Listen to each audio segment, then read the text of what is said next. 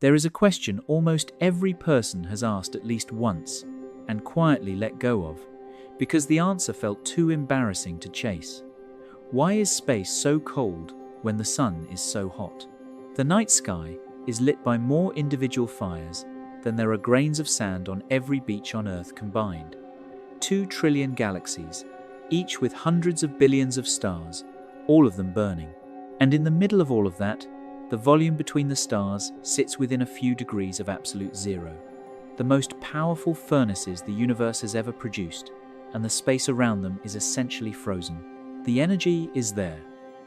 The radiation is crossing every cubic foot of the cosmos at the speed of light, right now. The warmth is not. So, where does the heat really go? Settle in. Subscribe to Sundown Science, if this is your first time, because by the end of this, the question you have carried your whole life will have a real answer, and the answer will be stranger than the question. Now, get comfortable, and let's slowly slip into this.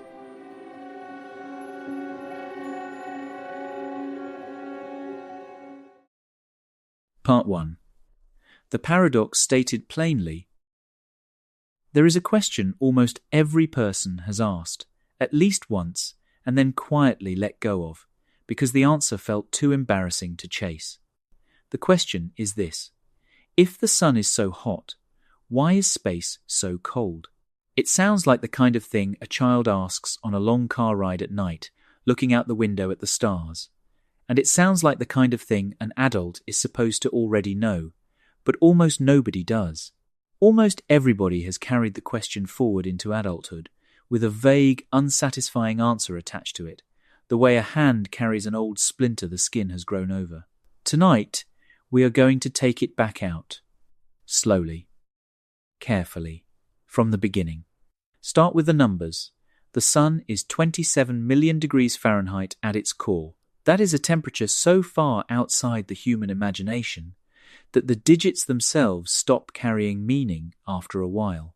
To put it in something like perspective, the hottest natural place on Earth, the inside of a lightning bolt, briefly reaches about 50,000 degrees Fahrenheit.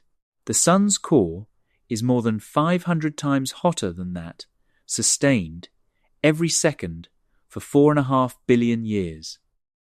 That heat radiates outward through the body of the sun until it reaches the surface, the photosphere, which sits at a comparatively gentle 10,000 degrees Fahrenheit. The visible surface of the sun is hot enough to vaporize any material humans have ever built. Steel does not survive there. Tungsten does not survive there. The sun's surface would peel a diamond down to atoms. And the sun is one star. Now, look up.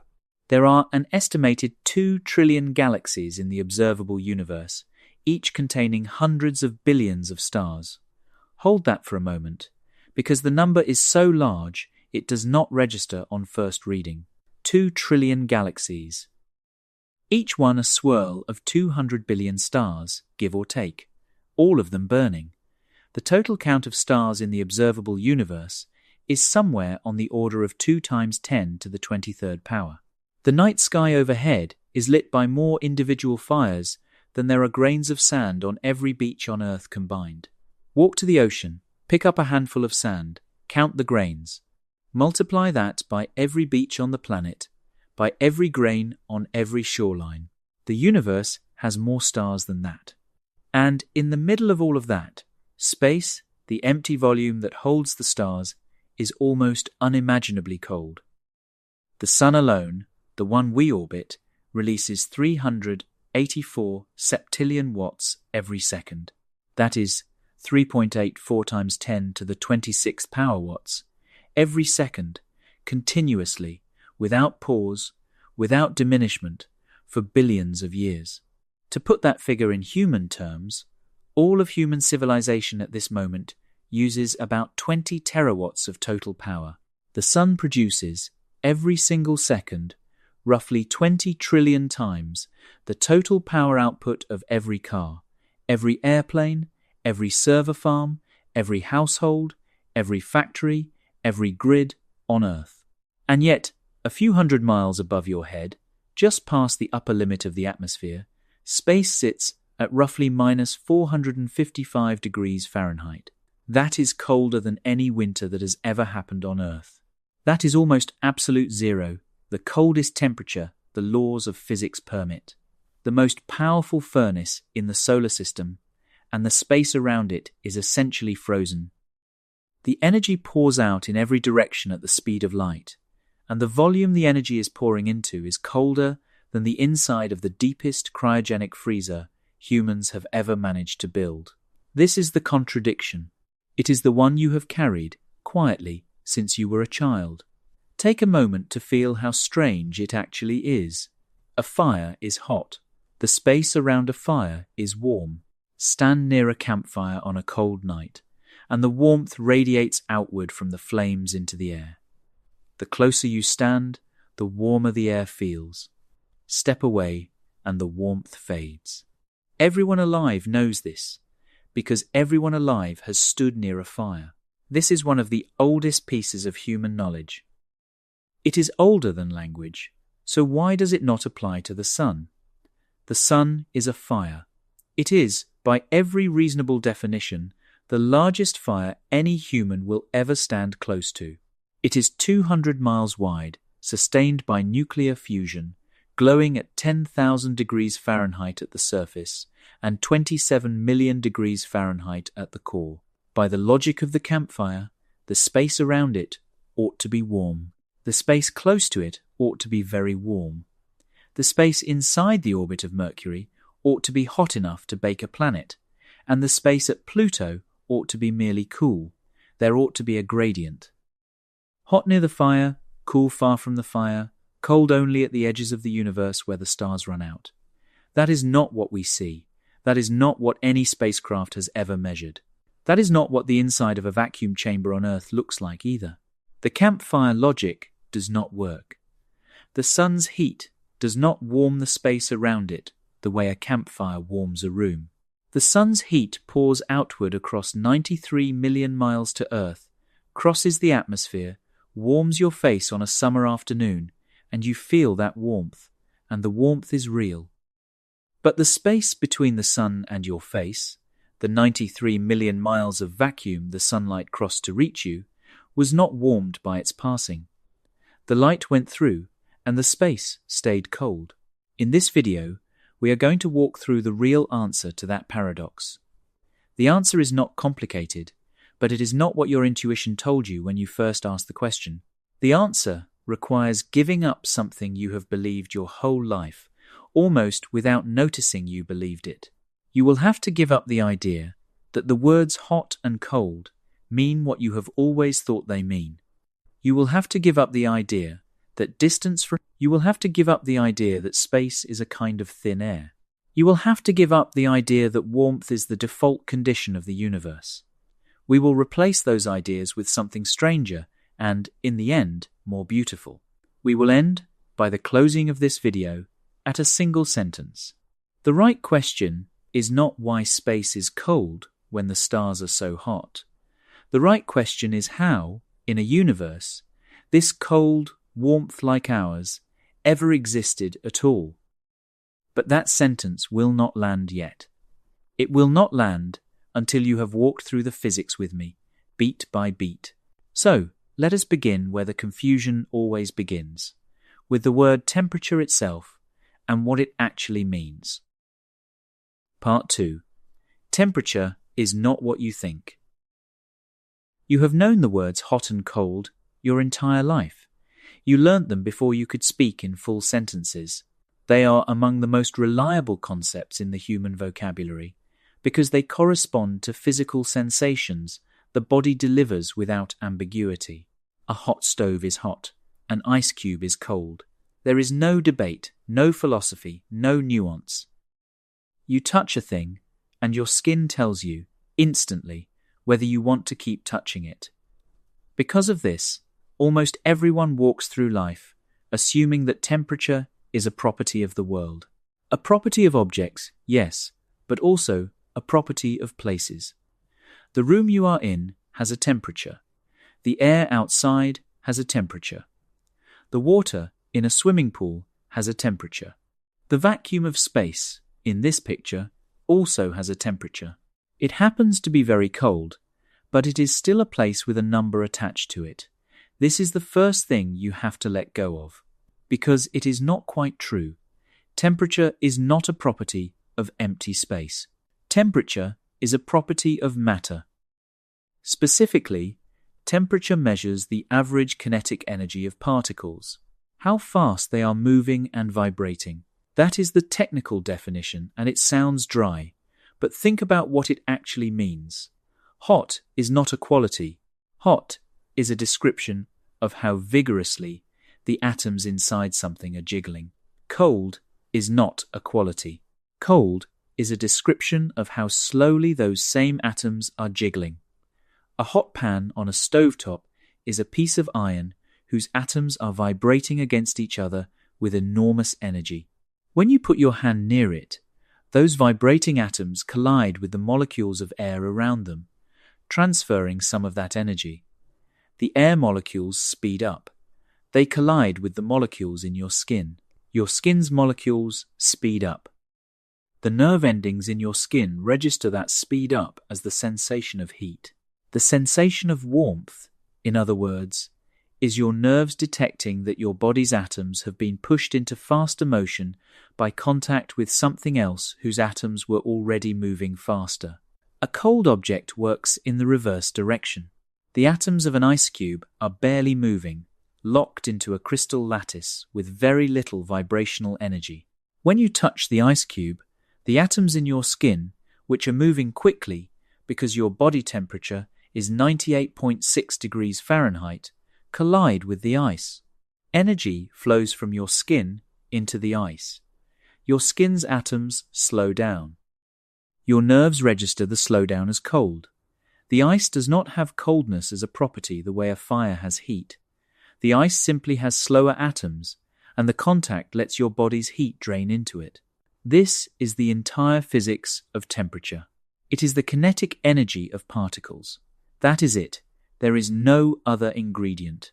Temperature is motion, statistically averaged across the swarm of particles inside an object.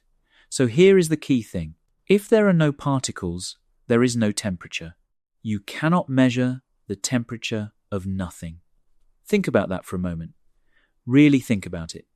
Temperature is a statement about how fast atoms are moving.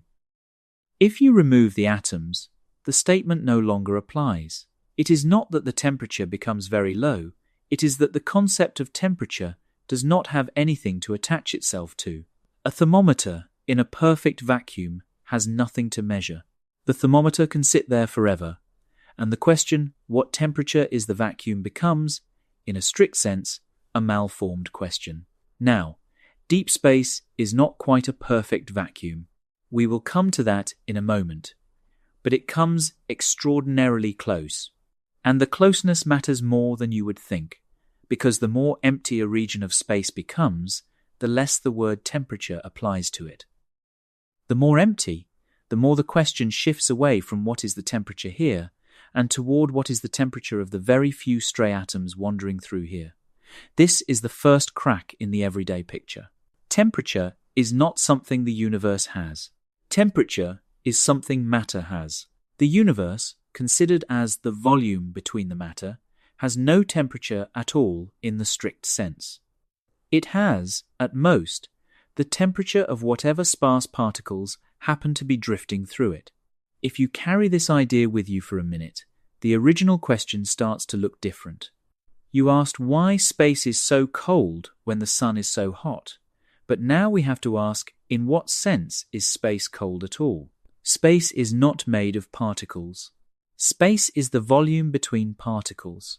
The cold you imagined, the absolute chill you pictured a few hundred miles above your head, is not a quality of the volume. It is, at most, a description of the handful of stray atoms drifting through that volume. The volume itself is neither hot nor cold, because the volume itself is not matter. The first time someone explained this to me, I had to sit with it for a while before it landed, because it goes against everything the body teaches you. The body teaches you that places have temperatures. A summer day is hot, a winter night is cold, The freezer is cold. The oven is hot. Places, environments, ambient conditions all have temperatures. That intuition is correct, but only because every place you have ever stood was filled with air. The temperature you felt was always the temperature of the air, which is matter. The temperature of the room was the temperature of the molecules in the room. The temperature of the freezer is the temperature of the gas inside it, and the metal walls, and the ice on the shelves. There is always matter, and the matter always has a temperature, and your skin always reads it. You have lived your entire life inside a fluid. The atmosphere is a fluid. It surrounds your body at every moment, pressing on it from every direction, exchanging heat with it continuously. That fluid is the reason your sense of temperature is so reliable. You never have to think about whether a place has a temperature, because every place you have ever been in has had matter pressed against your skin, and the matter has had a temperature, and your nerves have been doing their job without your noticing. Space is the first place humans have ever sent instruments into where that assumption breaks. Above the atmosphere, the fluid runs out. The matter thins to almost nothing. Your old, reliable intuition that temperature is a property of places stops working, and we have to replace it with the harder, truer idea. Temperature is a property of matter. Where matter is dense, temperature is well defined. Where matter is sparse, temperature is barely defined.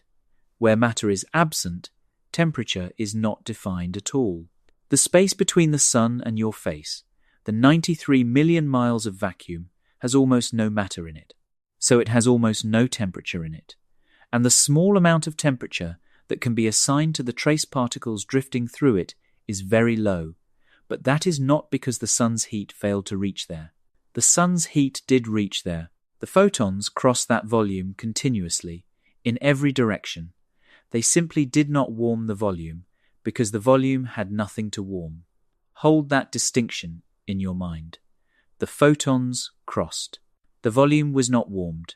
Those two sentences are the heart of everything we are about to walk through.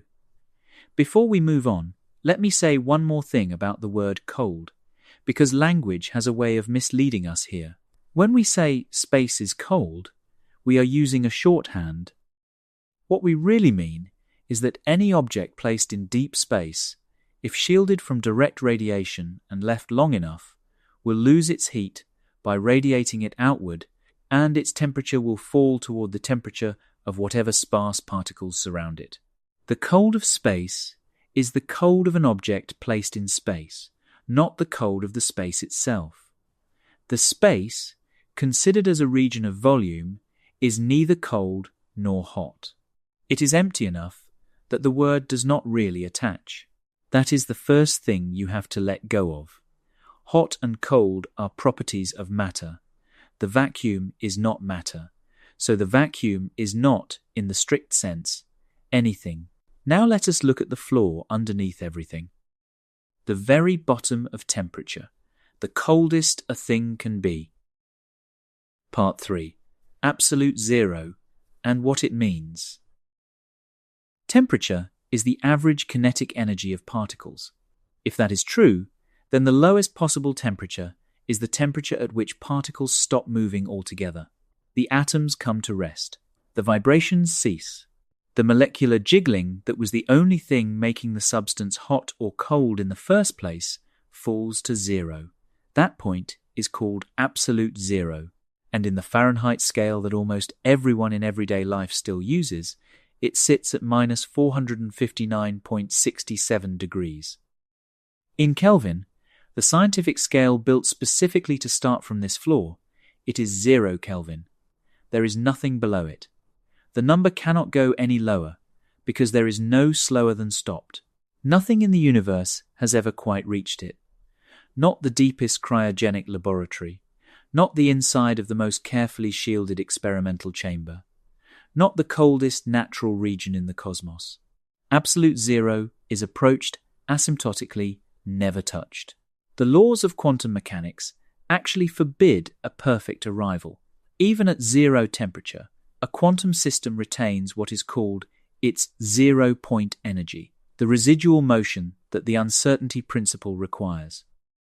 You can take the average particle motion arbitrarily close to nothing, but you cannot take it all the way to nothing, because doing so would mean knowing both the position and the momentum of every particle exactly, and the universe simply does not allow that.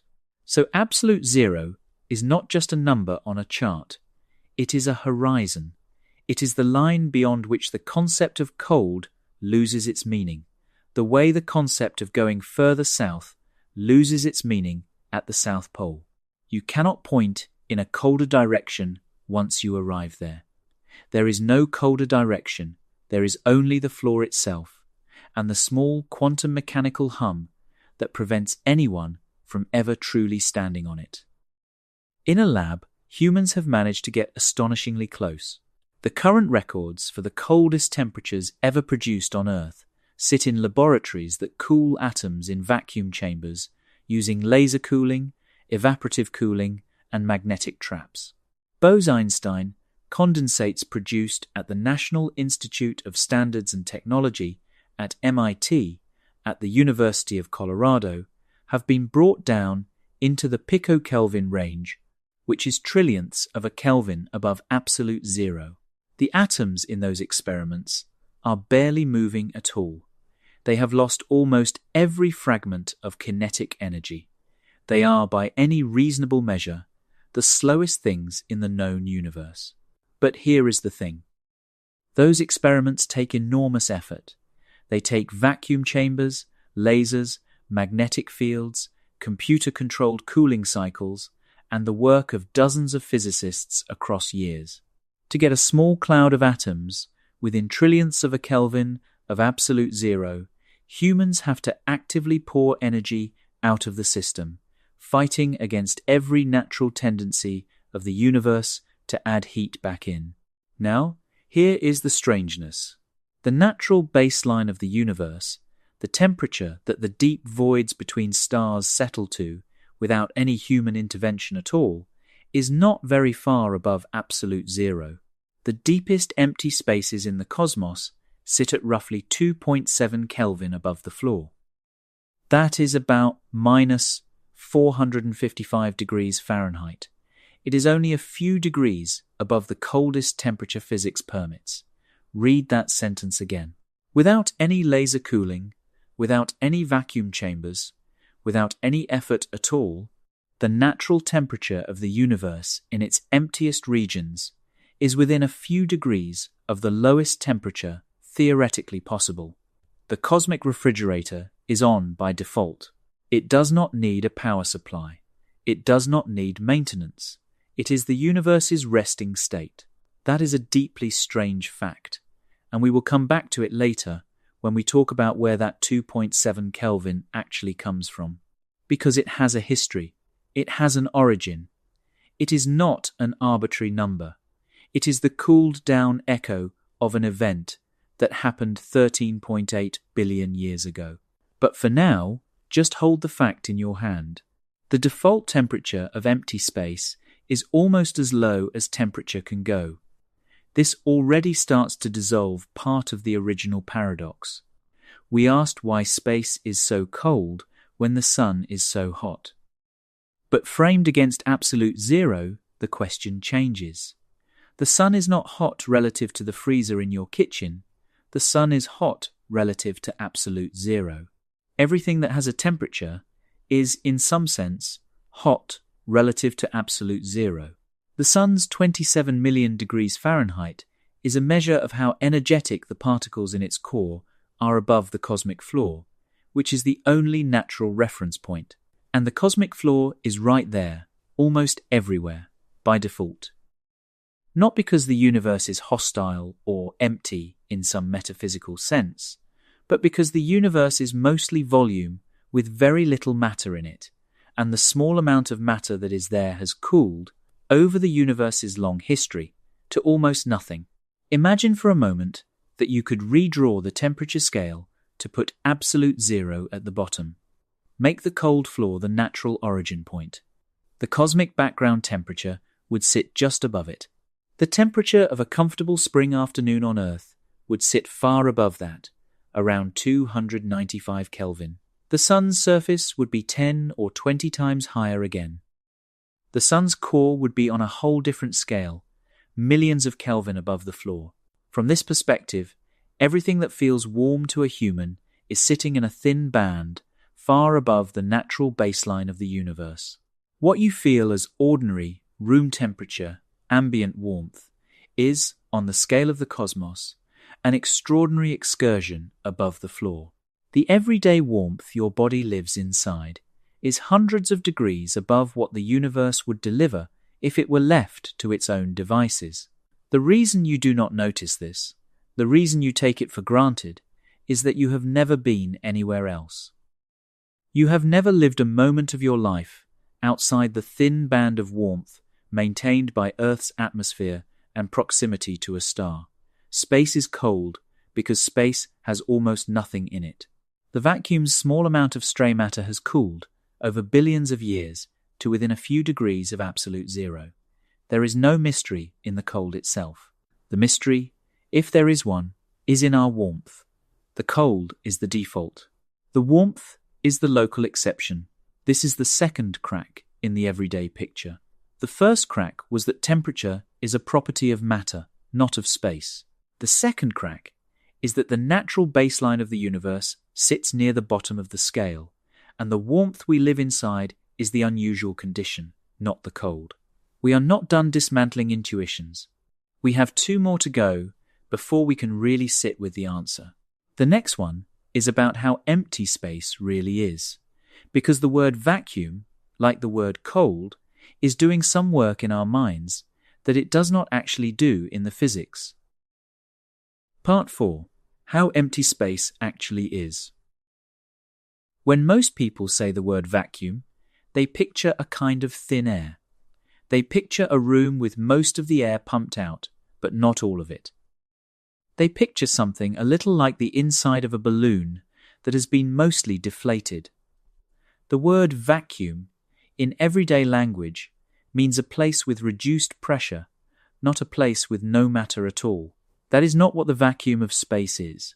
The vacuum of space is something far more extreme, and the extremity matters because the extremity is where the cold comes from. Take a cubic meter of air at sea level, the volume of a moderately sized box you could stand inside.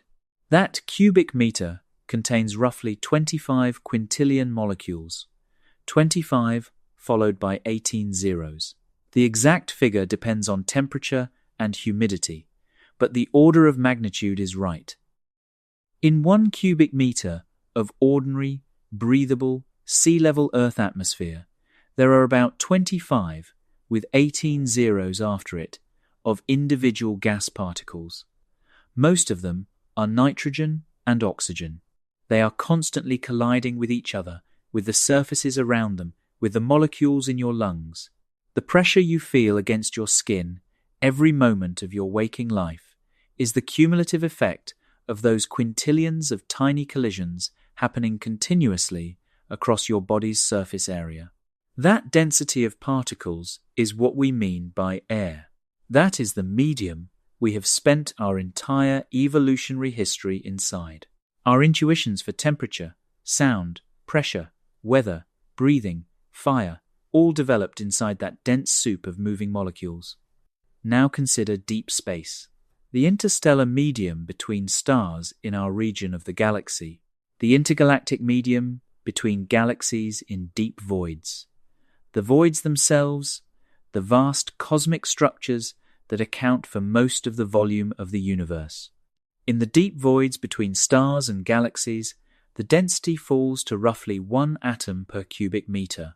1 atom, in the same volume that, at sea level, holds 25 quintillion molecules of breathable air, deep space holds approximately 1 atom of hydrogen, sometimes a stray atom of helium. Occasionally nothing at all in that exact volume, and a few atoms more in the next. The ratio is staggering. The sea level cubic meter has 25 quintillion particles. The deep space cubic meter has 25 quintillion to 1. That is 25 followed by 18 zeros against 1. If you were to take a cubic meter of air and rarefy it, slowly, pulling out one particle at a time, you would have to remove 25 quintillion particles before you reach the density of intergalactic space. You could keep removing for the entire age of the universe and still have plenty left. This is not a thin air. This is not even a thin gas. This is matter so sparse that the word matter starts to feel like an overstatement. In the deep voids, a particle wanders alone for unimaginable distances before it encounters another particle. The chance of two atoms colliding in a single cubic meter of intergalactic space is essentially nothing. The chance over the entire lifetime of the universe so far, in some volumes, has been nothing. Now, the regions inside galaxies are denser. The interstellar medium in the disk of the Milky Way, in the neighborhood of our Sun, has something closer to 1 atom per cubic centimeter. That sounds vastly denser, and in a sense it is, but a cubic centimeter is 1,000,000 times smaller than a cubic meter, so the per cubic meter density is 1,000,000 atoms. Still, that is 25 quintillion divided by 1,000,000, which is 25 trillion times less dense than sea-level air. The interstellar medium near the Sun is still, by any human standard, indistinguishable from a perfect vacuum. Inside the solar system, closer in, the density rises further. The solar wind, streaming outward from the Sun, has a density of a few particles per cubic centimeter near Earth orbit. That is more than the interstellar medium, but it is still vanishingly close to nothing. The space your skin is currently sitting inside is, in this picture, packed with matter. The space between Earth and the Moon is empty by any practical measure, but compared to the deep voids, it is still relatively full. The space outside the solar system, in the local interstellar cloud, is emptier again. The space between galaxies in the cosmic voids is emptier than anything else. So the word vacuum, when applied to space, is not a description of slightly reduced pressure.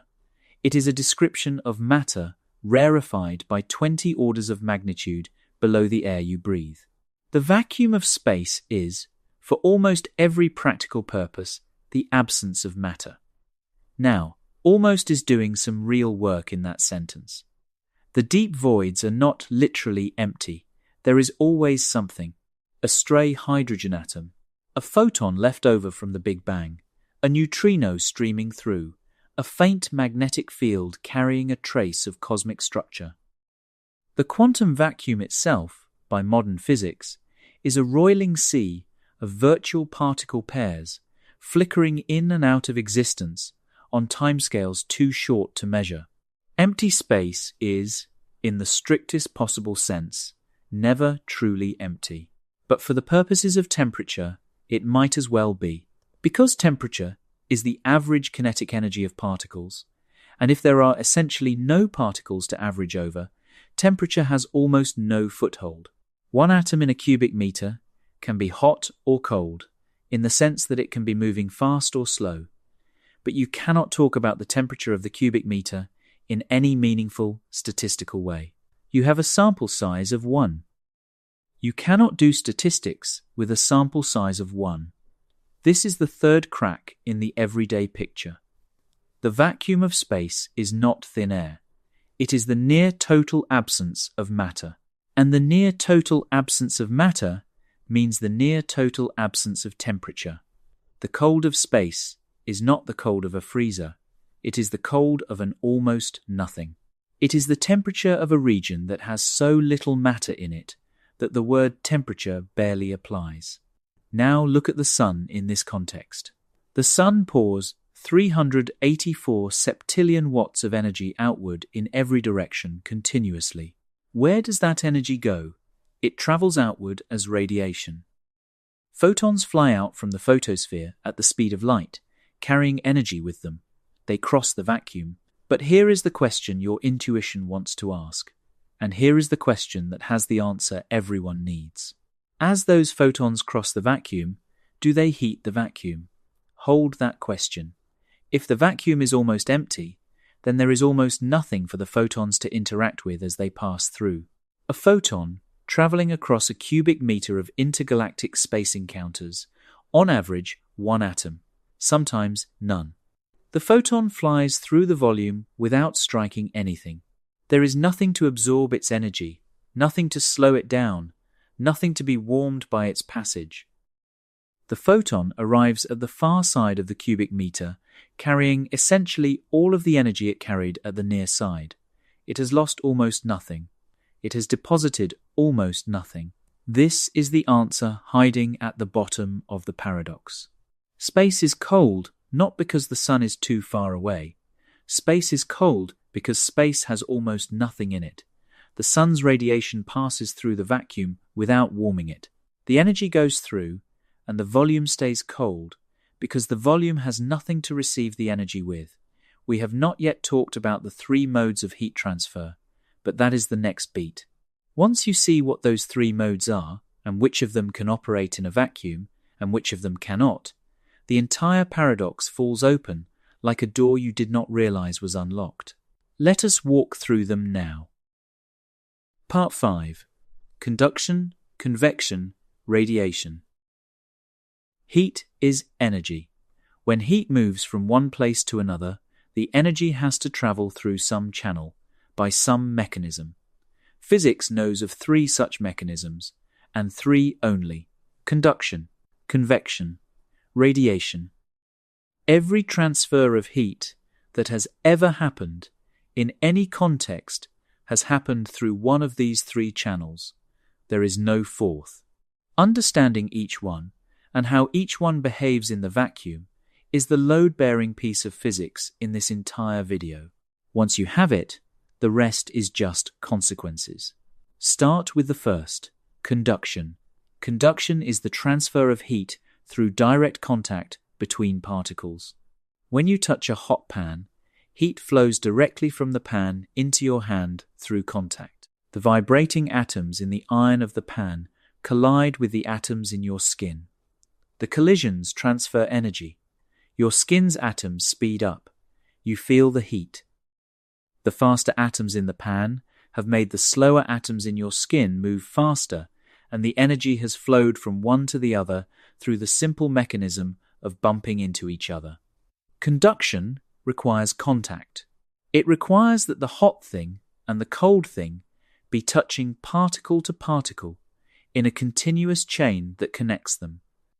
If you hold a metal spoon over a flame, the end you are holding eventually gets warm. The heat conducts up the spoon, atom by atom, because the spoon's metal lattice connects the hot end to the cold end in an unbroken chain. Energy walks up the chain by collisions between neighboring atoms. Each one nudges the next. Now consider space.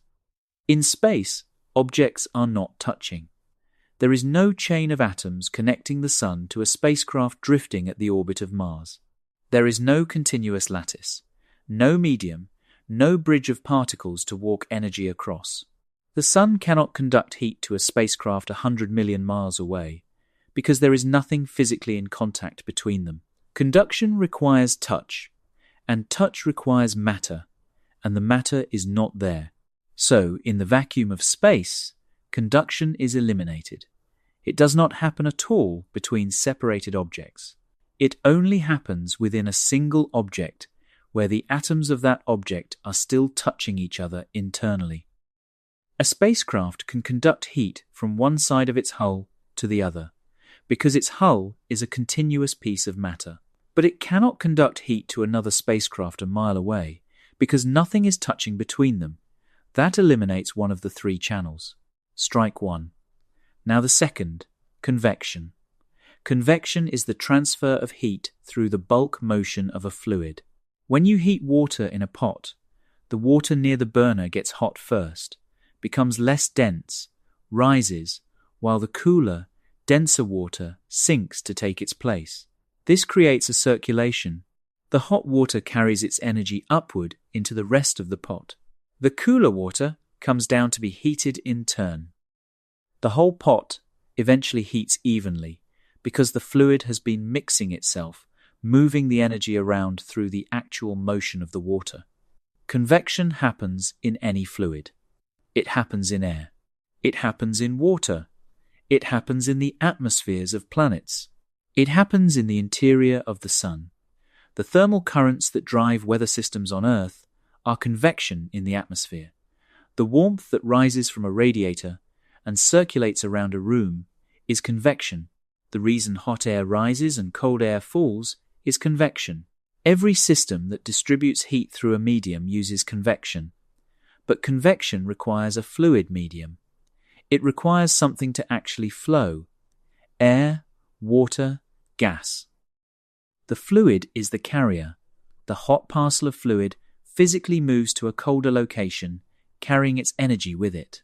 The energy travels not by photons, not by particle-to-particle contact at the atomic level, but by the gross motion of the fluid itself, sloshing around in response to density differences. Space is a vacuum. There is no fluid. There is no air to rise, no water to circulate, no gas to convect. The medium itself is missing. So convection, like conduction, cannot operate in the vacuum of space. There is nothing to flow. There is nothing to carry energy from one place to another by moving. Strike two. So that leaves the third channel, radiation. Radiation is the transfer of heat through electromagnetic waves, photons, infrared light, visible light, ultraviolet, microwaves, every form of light in the electromagnetic spectrum. Any object with a temperature above absolute zero emits electromagnetic radiation because its vibrating atoms accelerate electric charges, and accelerated electric charges radiate light. The hotter the object, the more it radiates, and the shorter the wavelength of the light it radiates. A campfire glows red because its temperature is right for radiating mostly in the red end of the visible spectrum. The sun glows yellow-white because its surface temperature, around 10,000 degrees Fahrenheit, is right for radiating mostly in the yellow and white part of the spectrum. A piece of metal heated to thousands of degrees glows blue because at that temperature its radiation peaks at the blue end. A human body at 98.6 degrees Fahrenheit radiates in the infrared, which is invisible to the eye but easily detected by thermal cameras. Radiation is the only mode of heat transfer that does not require matter to operate. Photons do not need a medium. They do not need anything between the source and the destination. They simply travel outward from their source at the speed of light, through whatever happens to be in their way, vacuum or not. The light from the sun crosses 93 million miles of empty space to reach Earth in about 8 minutes and 20 seconds, and that crossing does not require any medium at all. The vacuum is transparent to it.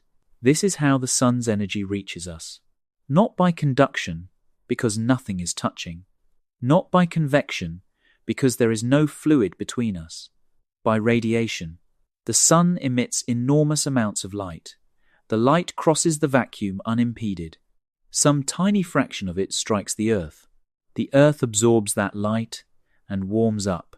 That is the only mechanism. There is no other way for the sun's heat to reach you.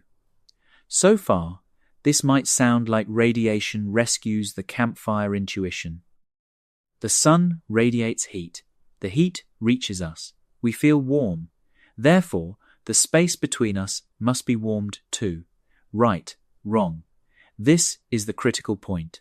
The single most important sentence in this entire video. Read it slowly. Radiation does not heat the vacuum it travels through. It only heats objects it actually strikes. That is the rule. That is the answer to the paradox. That is what your intuition has been missing your entire life. Radiation does not warm the space it crosses. It only warms whatever it hits. Think about what that means. Photons leave the sun by the trillions every microsecond. They fly outward in every direction at the speed of light. They cross the vacuum. They keep going. They do not lose energy as they travel. They do not deposit warmth in the volume they are passing through. The vacuum is, in a sense, transparent to them. It is not absorbing them. It is not slowing them down. The photons fly through, untouched and untouching, until they hit something. When they hit something, all the physics changes. The photon's energy gets absorbed by the matter it struck. The atoms in that matter take on the energy, vibrate faster, and the object heats up. The campfire intuition was not wrong, exactly. It was just incomplete. The intuition was correct about what happens when radiation hits matter. The intuition was wrong about what happens to the volume the radiation crossed on the way. The sun is constantly pouring radiation in every direction. Those waves travel outward through space. But space itself does not absorb them. The waves pass through the vacuum without heating it because there is almost nothing there to be heated.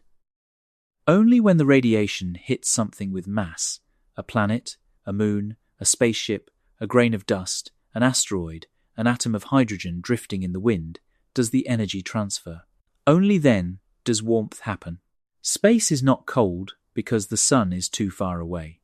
Space is cold because space has almost nothing in it. The energy is there. The radiation is crossing every cubic foot of the volume around you, right now, in unimaginable amounts. It just is not depositing any of that energy in the empty space, because there is nothing in the empty space for the energy to land on. This is the load-bearing fact of the entire physics of temperature in space. Hold on to it. Carry it forward.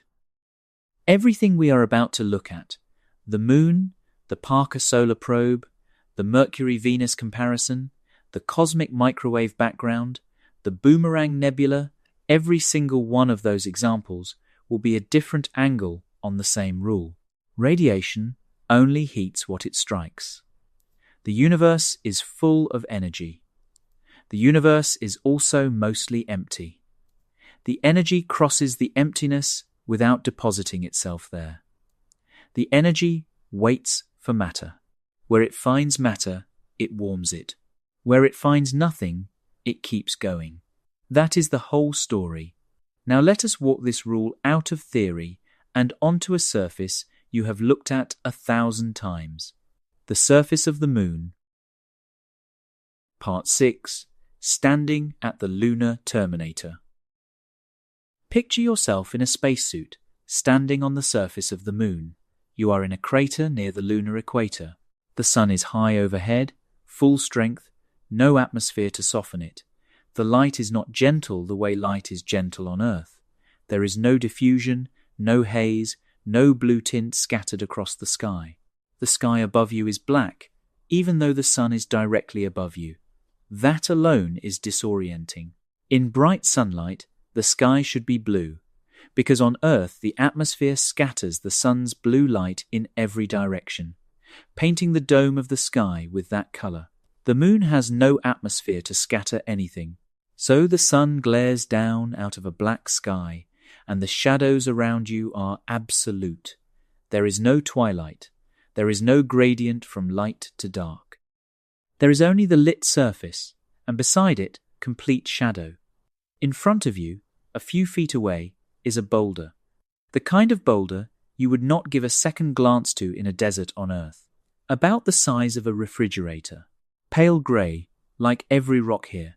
It is sitting on the surface, where it has been sitting for several billion years, since whatever ancient impact lifted it from somewhere else and dropped it in this spot. The face of the boulder pointing toward the sun is in full sunlight. The face on the other side is in shadow. You walk slowly toward it. The dust under your boots is fine and clinging. You can feel, through the suit, that the rim of the crater you are walking past is hot, even though you cannot touch it directly. The thermometer on the suit's external sensor reads plus 250 degrees Fahrenheit on the surface of the rim. That is hotter than the inside of a boiling kettle. The rocks here are roasting in the direct radiation of the sun. They have been absorbing photons for hours of lunar daytime, with nothing to carry the heat away, and they have warmed up to temperatures hot enough to scald. You reach the boulder, you raise one gloved hand, and place it, slowly, on the sunlit face. The sensor on the back of your glove reads plus 250 degrees Fahrenheit. The suit's insulation is the only thing keeping that surface from doing serious damage to your skin. If you took the glove off, the contact would burn you instantly. The boulder is radiating heat back into your hand by every photon it can emit. This face of the boulder is being warmed by every photon the sun is sending at it. The radiation strikes the rock. The rock absorbs the energy. The atoms in the rock vibrate faster, and the rock is, by every measure, hot. Now you walk around the boulder, not all the way around, just to the far side, the side in shadow. This is where the rule from the last part of this video becomes physical. The shaded face of the boulder is no more than 3 feet from the sunlit face. You could span the distance with a single step. You walk it. The sensor on your glove, which read plus 250 degrees Fahrenheit on the sunlit side, now reads minus 290 degrees Fahrenheit on the shaded side. That is hundreds of degrees colder in the space of a single boulder. There is no gradient. There is no warm middle. The line between the two temperatures is sharp. It is the line of the shadow, and the shadow is absolute. You stand there, with your hand still hovering near the rock, looking at this contradiction. The sun is still in the sky. The sun has not moved. The sun is just as hot now as it was a moment ago. The photons from the sun are still pouring out in every direction at the speed of light, still flooding the lunar surface, still carrying their 384 septillion watts of energy through every square meter they cross.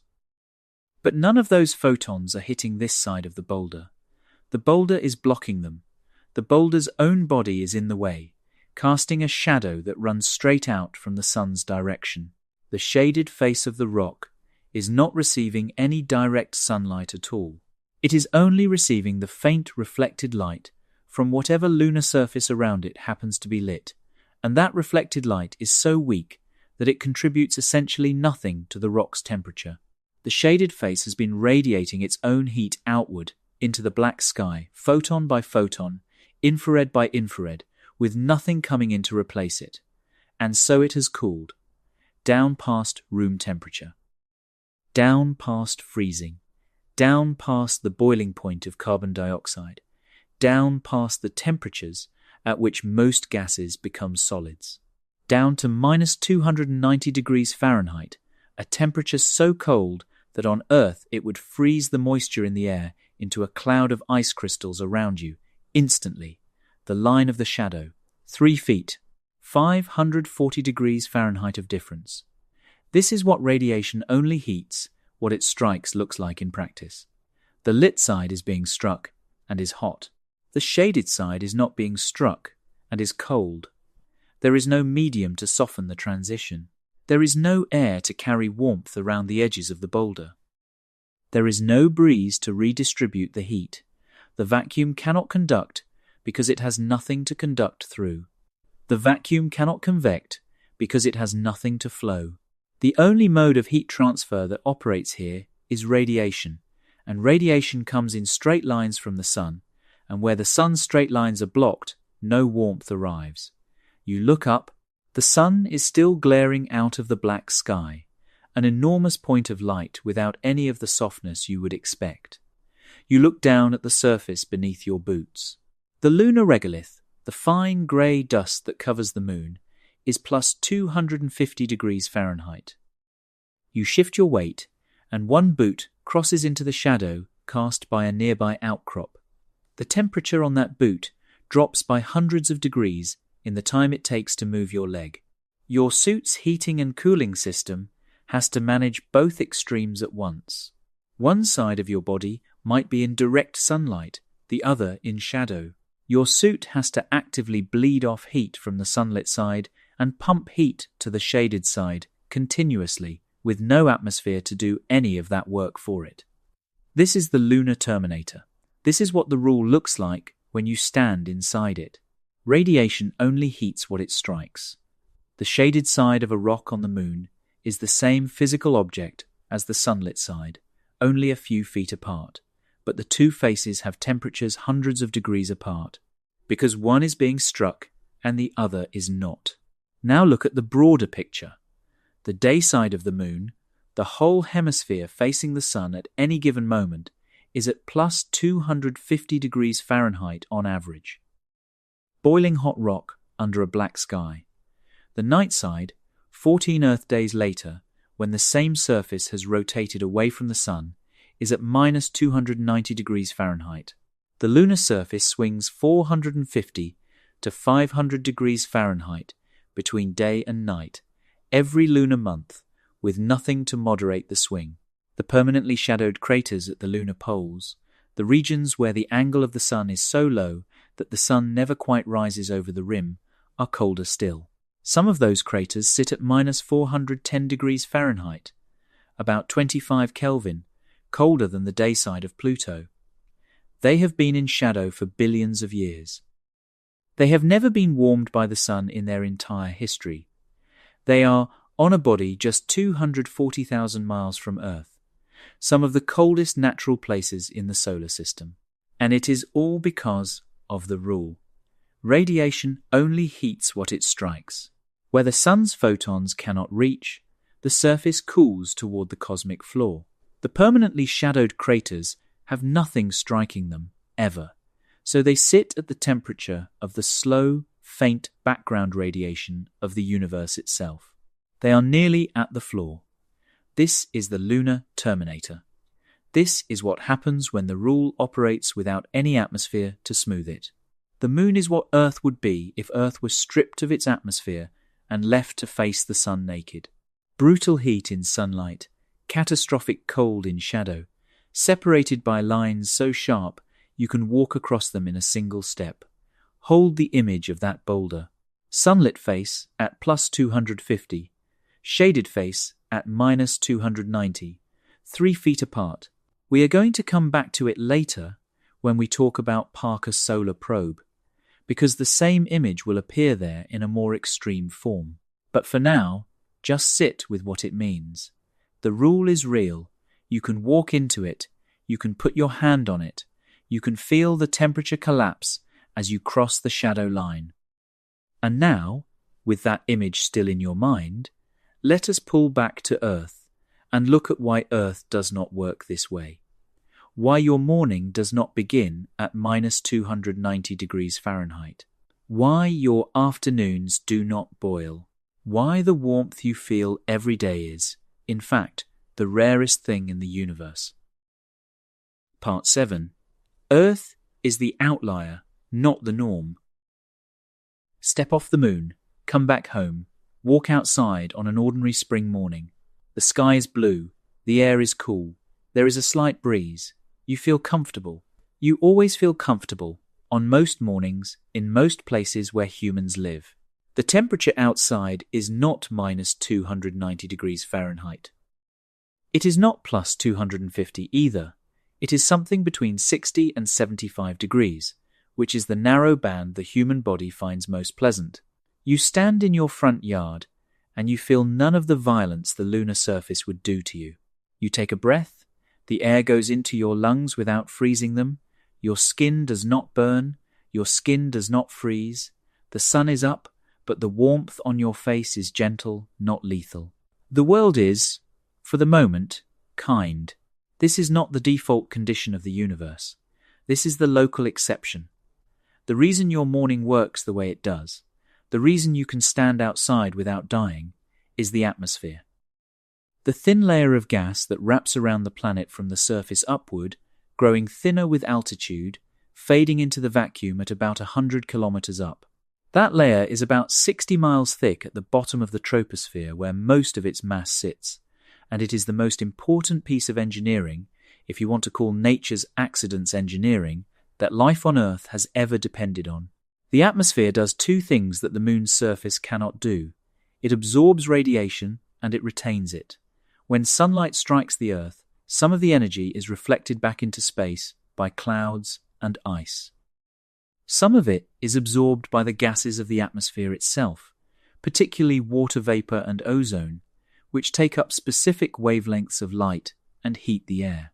Most of it passes through the atmosphere and strikes the surface, where it is absorbed by oceans, soil, vegetation, asphalt, every material the ground is made of.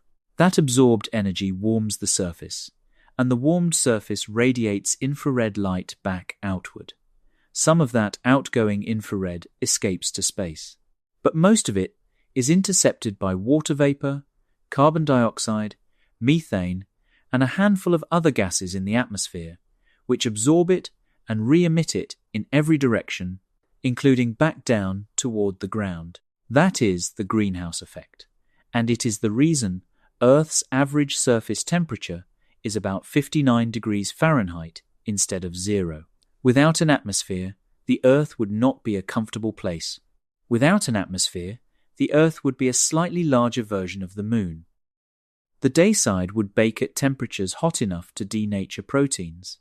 The night side would plunge to temperatures cold enough to freeze nitrogen out of the air, if there were any air.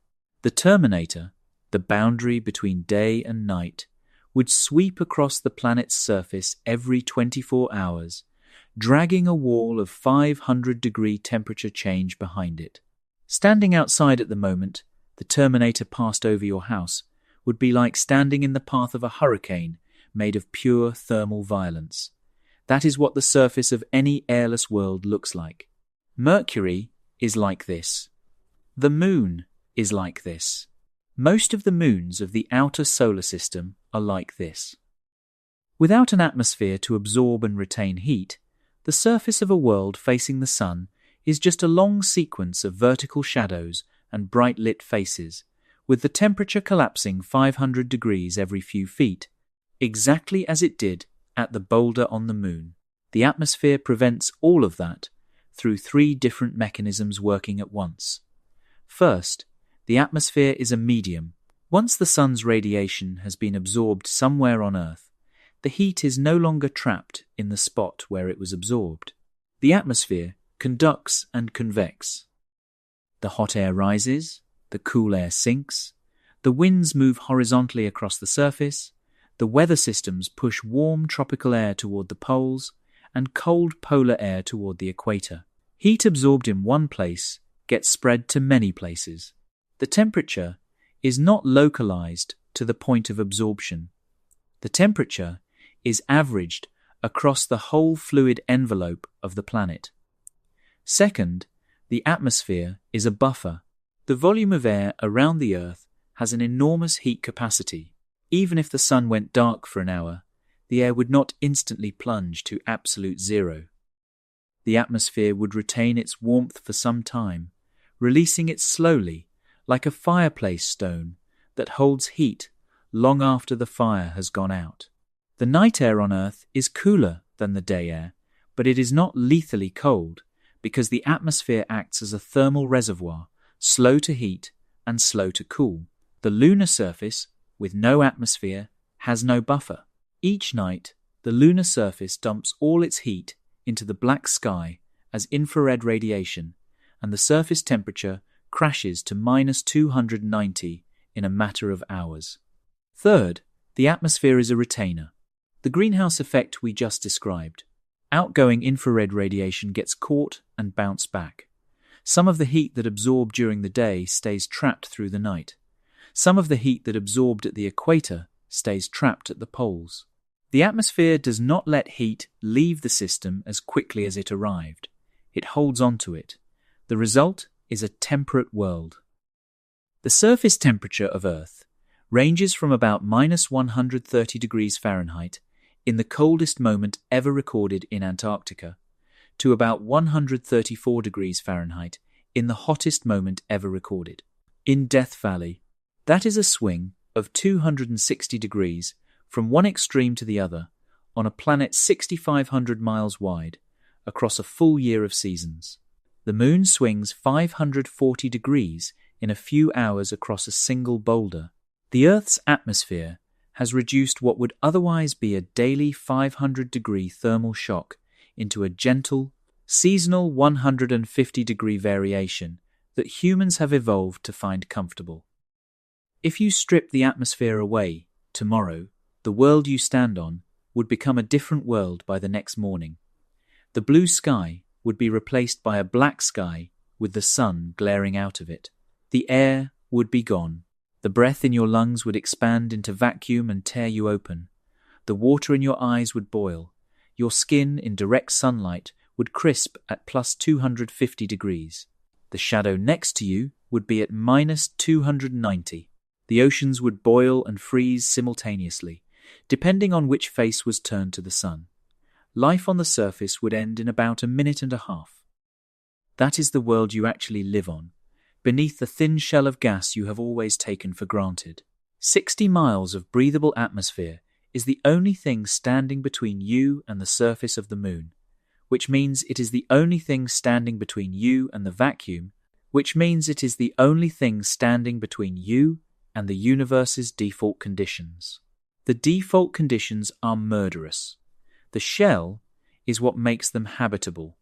This is the moment to feel something.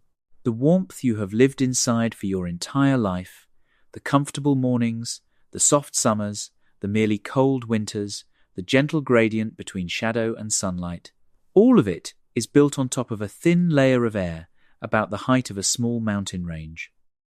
Above that layer, the world is the vacuum, the same vacuum that surrounds the moon, the same vacuum the Parker Solar Probe is sailing through right now, the same vacuum the sun is pouring its radiation into without warming it. The warmth you feel is not a property of the universe. It is a property of one specific shell of gas, on one specific planet, in one specific orbit, around one specific star, at one specific moment in cosmic history. The atmosphere is the absorber, the buffer, and the retainer. The atmosphere is the reason the rule from earlier in this video does not condemn Earth to the lunar fate. Radiation only heats what it strikes. On the moon, the radiation strikes one face of a rock, and the other face is left freezing. On Earth, the radiation strikes the ground heats the air mixes, the heat spreads across the entire planet's surface, and the cold of space is held back by 60 miles of dense gas working continuously to redistribute the energy. This is why the campfire intuition is partly right after all. Around a campfire on Earth, the warm air rises and circulates. The heat spreads outward through convection. The air around the fire does become warm. The space around the fire does become a place of higher temperature. That intuition is correct for fires on Earth, because Earth has an atmosphere to carry the warmth. But the intuition is being delivered by the atmosphere, not by the fire. The campfire heats the air, and the air, being a fluid, distributes the warmth into a noticeable warm region around the fire. The fire itself only heats what its radiation directly strikes, including the air molecules right next to it. The rest is the atmosphere's work. Take the atmosphere away, and the campfire's warmth would stop being a halo of comfort. It would become a directed beam of radiation, hitting only what it pointed at directly, with absolute shadow falling everywhere else. The fire would be hot. The face turned toward the fire would be hot. The face turned away from the fire would be cold. The space around the fire would be black and frozen. That is what every fire in space looks like, the sun included. We have walked through the rule. We have walked through what the rule does on the moon, and what an atmosphere does to soften the rule on Earth. Now we are going to test the rule against the two best counterexamples the solar system has to offer. Two planets that, by the campfire intuition, ought to behave in the simplest possible way, and that, by the actual physics, do not. Mercury, the closest planet to the Sun, and Venus, the second closest, which is hotter than Mercury, despite being almost twice as far from the heat source. The two of them together will finish dismantling the idea that distance from a fire is the variable that decides temperature. Part 8. Mercury versus Venus, the sister worlds that disprove distance. The campfire intuition says, closer means warmer. The closer you stand to a fire, the more warmth you feel. Step away, and the warmth fades. By that logic, the planets of the solar system ought to be arranged in a simple thermal gradient. Mercury, closest to the Sun, ought to be the hottest. Venus, second, ought to be cooler. Earth, third, cooler still. And so on outward, with Pluto, the most distant, being the coldest of all. The first part of that picture is roughly correct. Pluto is colder than Earth, which is colder than Venus. The outer solar system, on the whole, is colder than the inner solar system. The campfire intuition gets the broad strokes right, because the inverse square law of radiation does mean that more sunlight per square meter arrives close to the Sun than far from it. Mercury receives about 9 times as much sunlight per square meter as Earth does. Mars receives less than half. Neptune receives almost nothing. To this extent, distance matters. But the campfire intuition fails badly when you look at the details. Because the campfire intuition does not know about atmospheres, it does not know about rotation rates. It does not know about reflectivity. It does not know that radiation only heats what it strikes, and that whether the strike is retained or instantly dumped back into space depends entirely on what is wrapped around the surface being struck. When you bring those factors in, the solar system stops behaving like a simple gradient. Things invert. Some things invert spectacularly. Mercury is a good place to start, because Mercury is exactly the planet the campfire intuition expects. It is the closest planet to the Sun. The Sun appears nearly 3 times larger from Mercury's surface than from Earth's. The sunlight at Mercury is about 9 times more intense than at Earth, because the inverse square law has had less distance to dilute it. By the campfire intuition, Mercury ought to be roasting at all times, on all sides, the hottest planet in the solar system by a wide margin. The daytime side of Mercury does behave that way. The temperature at the equator at local noon reaches approximately 800 degrees Fahrenheit. That is hot enough to melt lead. It is hot enough to glow faintly in the dark, although the daylight overwhelms the glow. A piece of metal placed on Mercury's surface at noon would warm to the point of softening, slowly losing its structural integrity. The day side of Mercury is, as expected, a roasted hellscape, but Mercury rotates very slowly, and Mercury has essentially no atmosphere. A day on Mercury, measured from local noon to the next local noon, is about 176 Earth days long. The rotation period is so slow that the same hemisphere remains in sunlight for weeks at a time, while the other hemisphere is in shadow for weeks at a time. And there is nothing wrapping the planet to redistribute the heat. No atmosphere, no oceans, no winds. The day side heats up and the night side cools off, with no mixing between them. The night side of Mercury sits at approximately minus 290 degrees Fahrenheit. That is colder than the surface of Mars on a typical winter night. Mercury, the closest planet to the Sun, gets colder at night than Mars, which orbits more than 3 times farther from the heat source. Read that again. Mercury, closer to the Sun than any other planet, has nighttime temperatures colder than Mars. Mars, which is so far from the Sun that its sunlight is less than half as intense as Earth's. Mars, whose typical winter night runs around minus 100 to minus 120 degrees Fahrenheit. Mercury beats that by 170 degrees, in the cold direction, despite being 3 times closer to the heat source. The reason is exactly the rule we have been building. Radiation only heats what it strikes. When the Sun is striking the day side of Mercury, the surface absorbs the energy and warms up. When the Sun is not striking, the surface radiates its own heat outward into the vacuum, and there is nothing to hold the heat in, because Mercury has no atmosphere. The heat just bleeds away as infrared photons disappearing into the black. The surface cools rapidly. Within hours of sunset, the temperature has fallen by hundreds of degrees. By the middle of the long Mercurian night, the surface is colder than any night you have ever experienced on Earth.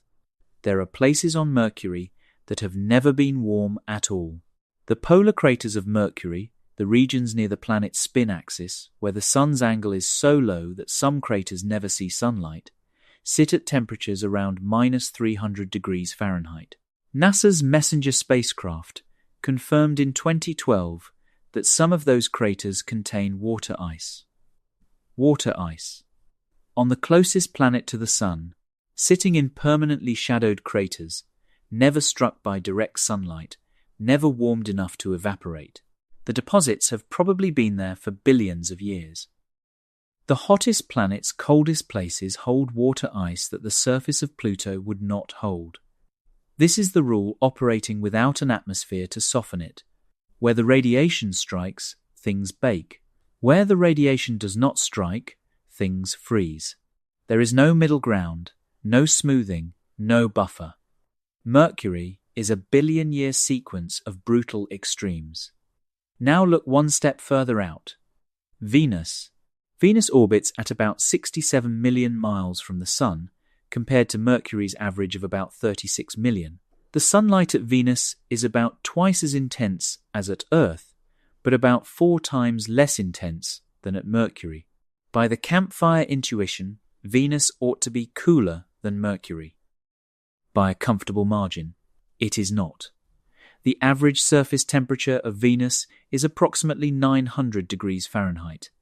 That is hotter than Mercury's daytime peak, day and night, pole to equator. Every single point on Venus's surface, at every moment, is hotter than the hottest point on Mercury's surface at any moment. Venus is the hottest planet in the solar system, the hottest world humans have ever measured, despite being nearly twice as far from the Sun as Mercury. How? Atmosphere. Venus has an atmosphere that is approximately 90 times denser than Earth's, made almost entirely of carbon dioxide. At Venus's surface, the atmospheric pressure is equivalent to the pressure a kilometer underwater on Earth. A person standing on Venus, in addition to being instantly cooked, would be instantly crushed. The atmosphere is dense enough to behave more like a liquid than a gas in some respects, and carbon dioxide is a powerful greenhouse gas. It absorbs infrared radiation very efficiently. When the sun's light strikes Venus's surface, the surface heats up and tries to radiate that heat back outward as infrared. The carbon dioxide atmosphere catches almost all of the outgoing infrared and re-emits it, including back down toward the ground. The heat cannot escape. It accumulates. Over geological time, Venus has built up so much trapped heat that the entire surface and atmosphere are at temperatures that would melt aluminum and lead. The same atmosphere that retains heat also redistributes it. Venus rotates extremely slowly, even more slowly than Mercury in absolute terms. But the planet's dense atmosphere convects with such enormous mass and energy that heat spreads efficiently from the day side to the night side and from the equator to the poles. The day-night temperature difference on Venus is essentially zero. Every point on the surface is at approximately the same 900 degrees Fahrenheit, regardless of where the sun is in the sky. The atmosphere has averaged out the entire planet into a single, uniform temperature, like a giant pressure cooker that has reached equilibrium. Look at what this tells us. Mercury, with the most intense sunlight, has the most extreme thermal variation because it has no atmosphere to soften anything. Venus, with less intense sunlight than Mercury, has the highest average temperature because it has so much atmosphere that almost no heat escapes. The variable that matters is not just how much radiation arrives. The variable that matters is also what catches the radiation when it arrives, and whether what catches it is wrapped in something that can hold it. The sun's radiation is not the only factor. The medium that captures and holds that radiation is equally important. Think about what this means for the original paradox. Why is space cold when the sun is so hot? Part of the answer is that radiation only heats what it strikes, and the vacuum has almost nothing to strike. But another part of the answer is that even when radiation does strike something, whether the something stays warm depends on whether it is wrapped in a heat-retaining medium. Earth is wrapped. Venus is wrapped in too much. The Moon and Mercury are not wrapped at all. The objects drifting alone in the deep space of the solar system, like asteroids and comets, and the occasional spacecraft, are not wrapped. They get warmed where the radiation strikes them, they cool off where it does not, and the temperature they end up at depends on the balance. This is why a spacecraft does not just hit one number and stay there. A spacecraft in sunlight, in the inner solar system, has one side at the temperature of direct radiation absorption and the other side at the temperature of radiation outflow into the cold sky. The spacecraft's design has to manage both extremes simultaneously because the vacuum will not do any averaging for it. We have seen the rule work without an atmosphere on the Moon. We have seen it inverted by atmosphere on Venus. We have seen it punished by lack of atmosphere on Mercury. The rule is the same rule everywhere. Radiation only heats what it strikes. The presence or absence of an atmosphere just determines what happens to the heat once it has been absorbed. Without one, the heat bleeds straight back to space. With one, the heat is held. The cold of space, then, is not really a fact about space at all. It is a fact about what is happening, or rather not happening, to the trace particles drifting through space. The volume itself has nothing to do with it. The volume is simply the empty stage on which the rule plays out. The actors are the photons and the matter. The photons cross the stage at the speed of light, depositing nothing. The matter, where it exists, gets warmed where the photons land on it and cooled where they do not. The stage stays cold because the stage is not a participant. Carry this with you. The variable is the medium, not the distance. Closeness alone does not warm a world. Wrapping does. And the vacuum has no wrapping at all. We are about to take this rule to its most extreme demonstration. The cleanest, sharpest, most precisely engineered test of the rule that humans have ever conducted. A spacecraft that has flown into the sun's outer atmosphere, the corona, and survived. Not because it was made of magic, because it understood the rule and it built itself a shield that uses the rule. Let us go to the Parker Solar Probe. Part 9. Parker Solar Probe, 6 million miles from the Sun. The Parker Solar Probe is the closest any spacecraft has ever come to the Sun. It is, by a wide margin, the most extreme thermal environment a human-built machine has ever been engineered to survive. And the way it survives is a perfect, undeniable, in-the-flesh demonstration of the rule we have been building. Radiation only heats what it strikes. Picture the probe itself. It is roughly the size of a small car, about 10 feet tall, about 1,000 pounds in mass when it launched. It is mostly delicate scientific instruments, sensors, antennas, electronics. It is not a hardened battle cruiser made of inch-thick steel plating. It is, by spacecraft standards, a relatively typical body of carbon fiber composites and metal alloys wrapped with the kinds of cables and instrument booms that any orbital scientific platform is full of.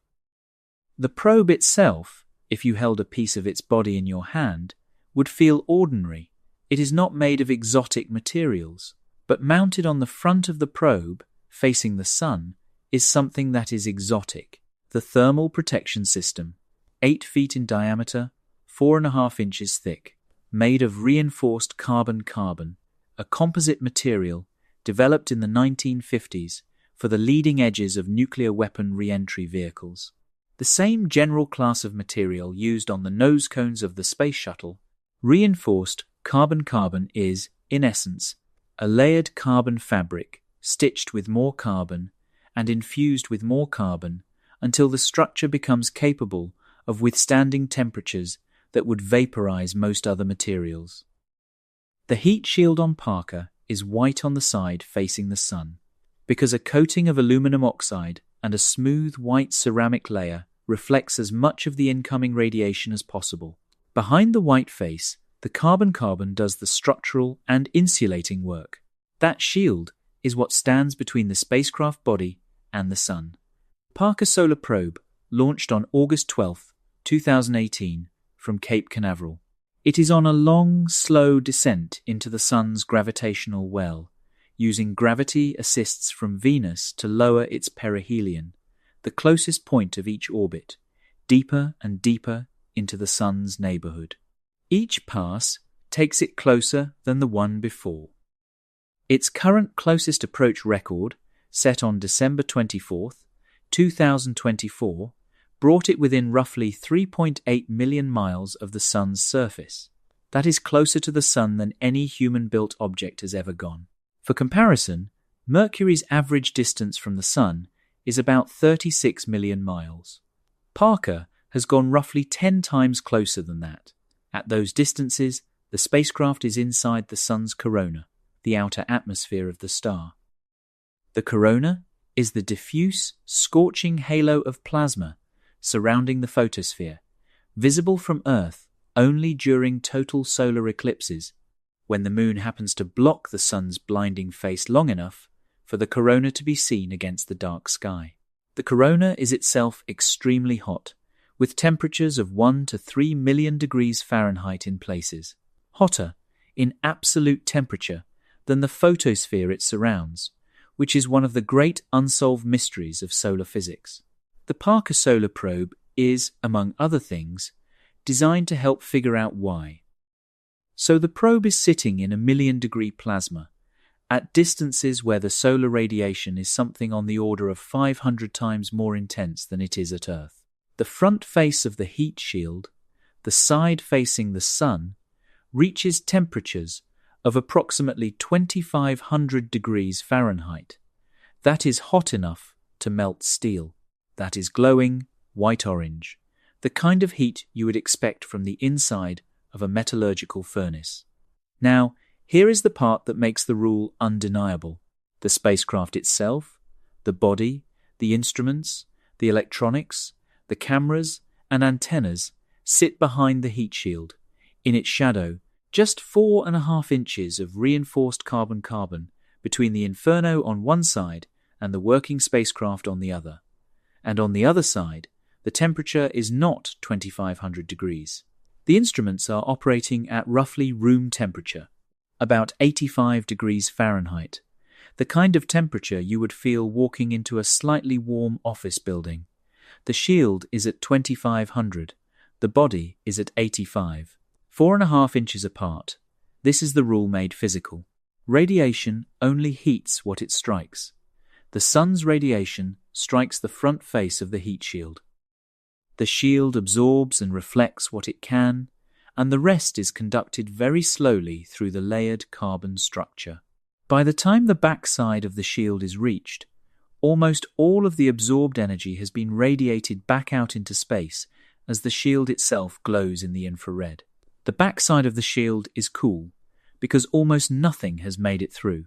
Beyond the backside, in the shadow of the shield, the spacecraft body sits in something close to thermal isolation. The body is not being struck by direct solar radiation because the shield is in the way. The body is therefore receiving almost no incoming photons. The only photons reaching the body are the ones reflected from the backside of the shield itself, which is dim, and the diffuse light scattered by the very tenuous plasma of the corona around the spacecraft, which is even dimmer.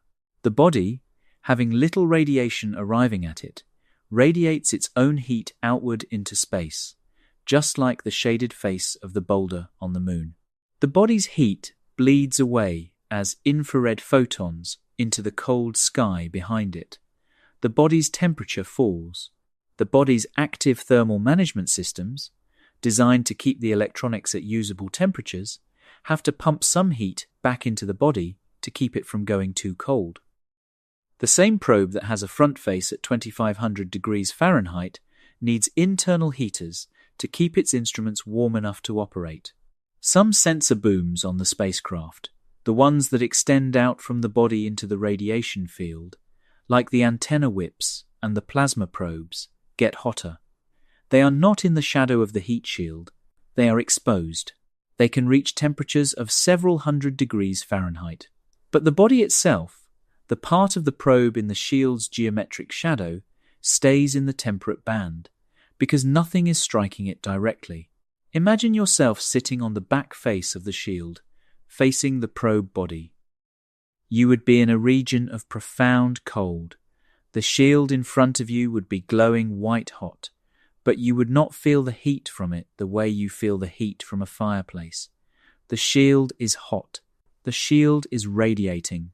But the radiation from the shield, on the side facing the spacecraft body, is mostly redirected outward into space along the shield's curve, not down onto whatever sits behind it.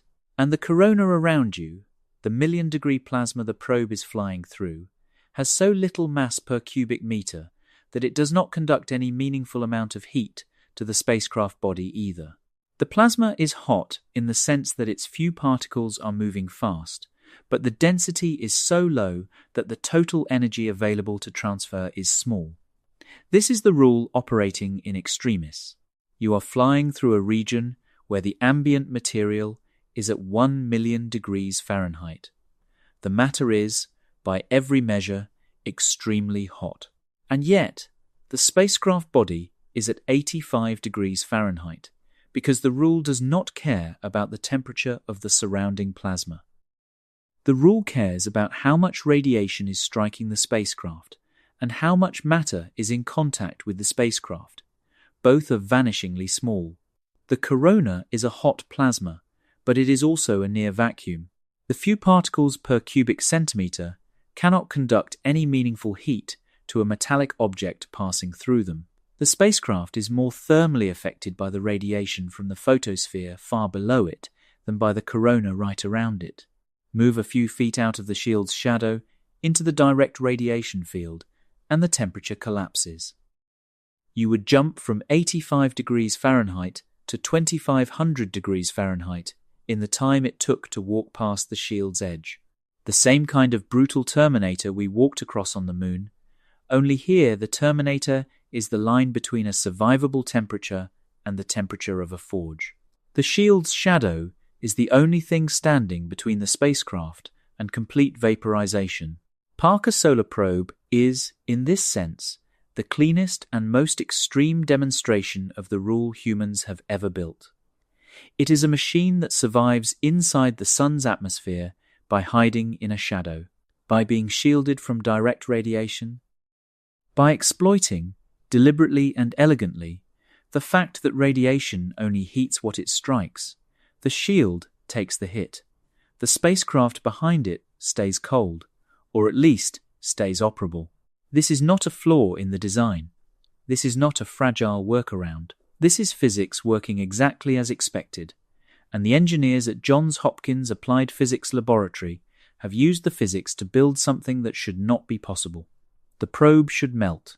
It does not, because the engineers understood that the vacuum of space and the rule that governs heat transfer in it can be turned into a defense. The same vacuum that makes radiation only heat what it strikes also makes a shielded object essentially invisible thermally to the radiation behind the shield. You hide in the shadow, and the universe lets you live. And it perfectly illustrates why space is not simply hot near the sun and cold far away. The vacuum itself has no temperature. Objects have temperatures, and their temperature depends entirely on their relationship with radiation. The Parker probe's shield is hot. Its body is cool. The boulder on the moon's sunlit face is hot. Its shaded face is cold. Earth's continents are warm.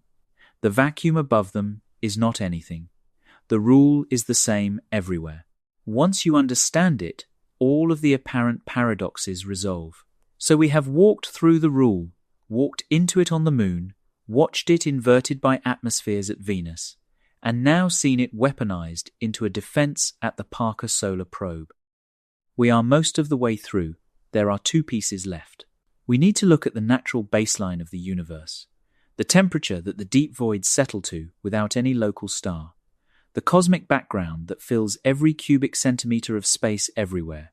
And we need to look at the one place in the universe that is colder than that baseline, a natural laboratory 5,000 light-years away, where the rule is doing something so strange that it produces the coldest temperature in the known cosmos. After those, the closing reframe will land on its own. Part 10. The Cosmic Microwave Background. There is one more layer to this story, and it is the layer that makes everything else feel small, because the cold of space is not just the cold of nothing. There is a faint, ancient glow filling every cubic centimeter of the universe, in every direction, and that glow has a temperature, and that temperature is the flaw. The story of how humans discovered this flaw begins in 1964, in a small lab town in New Jersey, with 2 radio astronomers and a horn antenna that had a problem with pigeons. The town was Holmdel.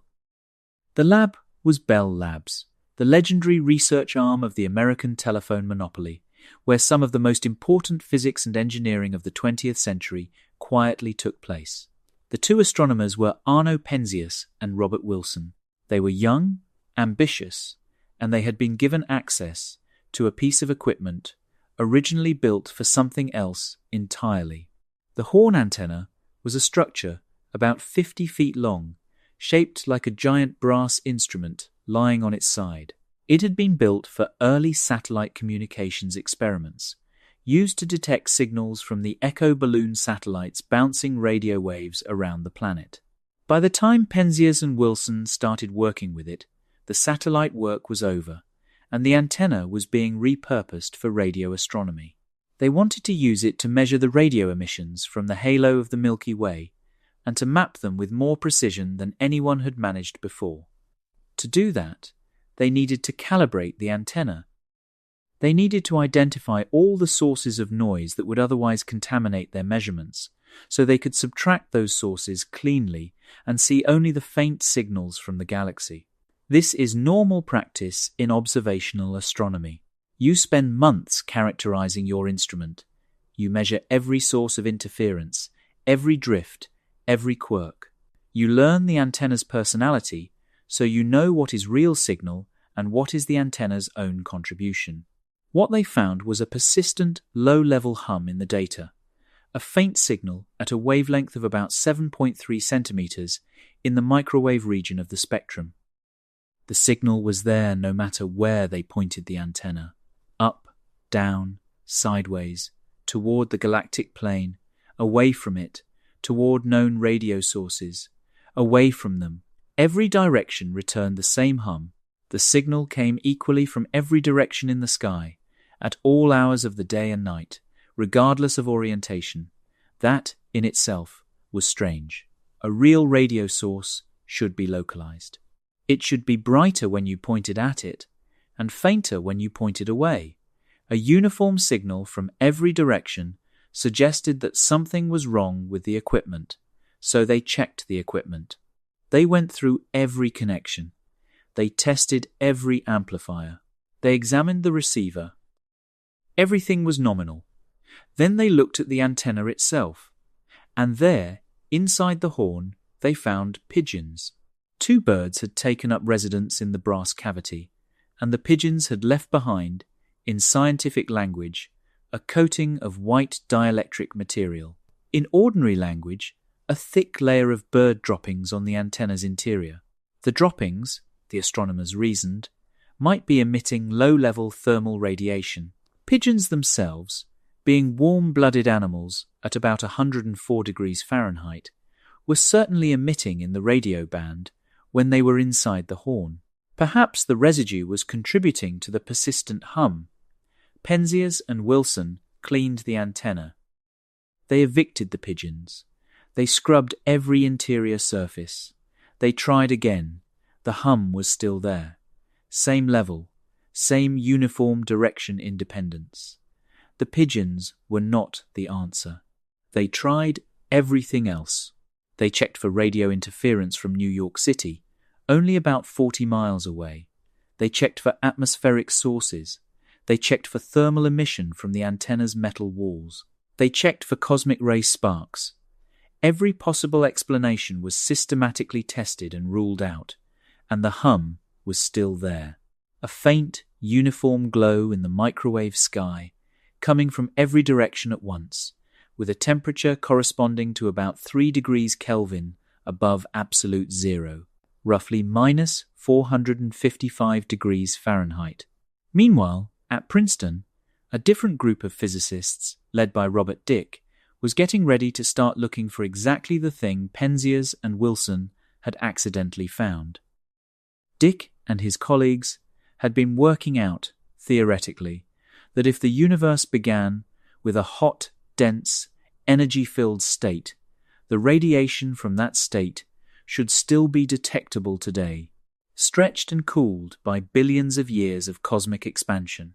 The hot light of the early universe, after passing through the long arc of cosmological history, should have redshifted into the microwave region of the spectrum and should be detectable as a faint, uniform glow at a temperature of a few Kelvin. When Penzias and Wilson, having ruled out every possible local explanation for their hum, called Dicke to ask if he had any ideas, Dicke realized what they had measured.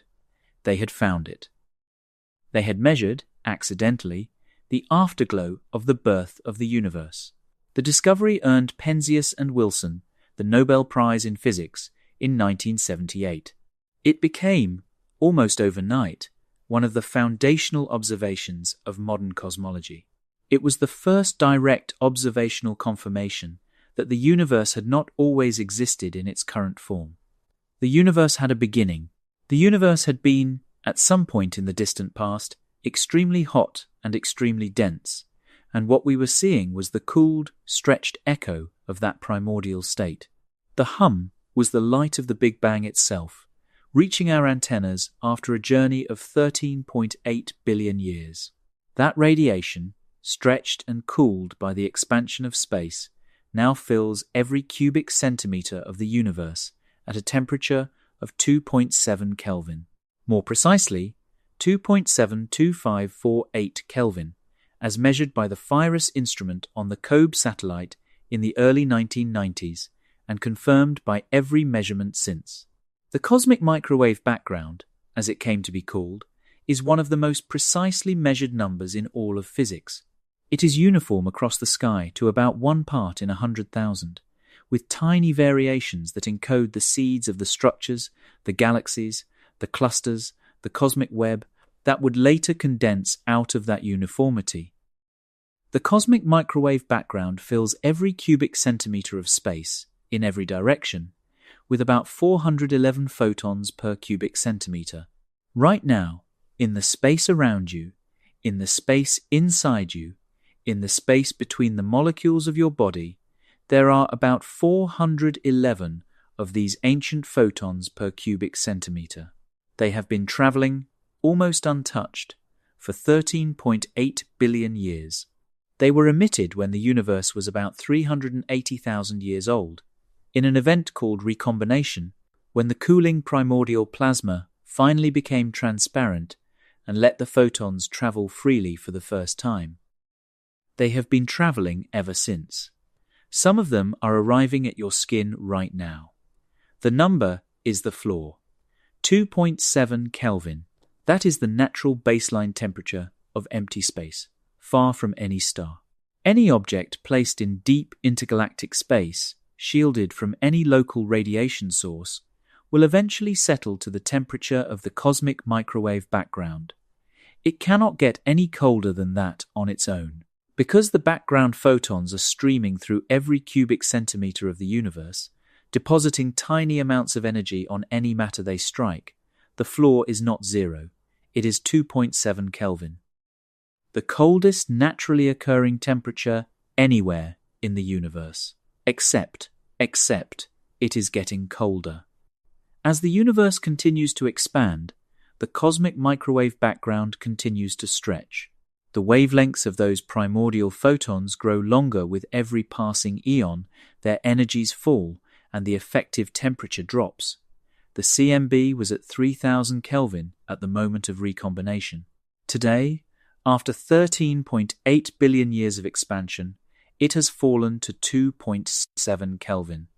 In another 15 billion years, it will be at 1.3. In another 50 billion, it will be a fraction of a Kelvin. The universe is on a slow, inexorable slide toward absolute zero, and every year that passes brings it a tiny fraction of a degree closer to the floor. The universe today is colder than it has ever been at any prior moment in its history.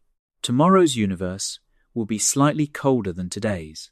Next century's universe will be slightly colder than this one. The arc of cosmic time bends toward cold. The far future of the universe, if no new physics intervenes, is a frozen, dilute, near-uniform sea of radiation at temperatures so close to absolute zero that the difference is barely worth mentioning. The stars will burn out. The black holes will evaporate. The universe will, eventually, settle into a state called heat death, in which no more useful energy can flow anywhere because everything has reached the same low temperature. This is the floor, and the floor is dropping. The temperature of space is not a fixed number. It is a slowly falling number, an asymptote, approached but never reached, descending across the lifetime of the cosmos toward a final cold that will be the universe's last state. The warmth you feel right now, the gentle ambient air pressing against your skin, is happening inside a chapter of the universe in which the floor has not yet fallen too far. Stars still burn, planets still exist, atmospheres still hold heat, life still has the temperature it needs. But all of this is, on the scale of cosmic time, a transient. We are living in the warm chapter. The chapter has an end. That is the cosmic microwave background, the afterglow of the first light. The floor of temperature in the universe. Discovered by accident in a brass horn antenna by two astronomers who first thought it was the pigeons. Hold this image in your mind. Every cubic centimeter of empty space, including the cubic centimeters inside your body, contains 411 ancient photons from the birth of everything, drifting at the speed of light through you and past you, carrying the trace of an event that happened before there were stars. You are bathed in the universe's first light at all moments, even when your eyes are closed. It is the coldest, oldest, most ubiquitous radiation in existence, and it is the natural temperature of space.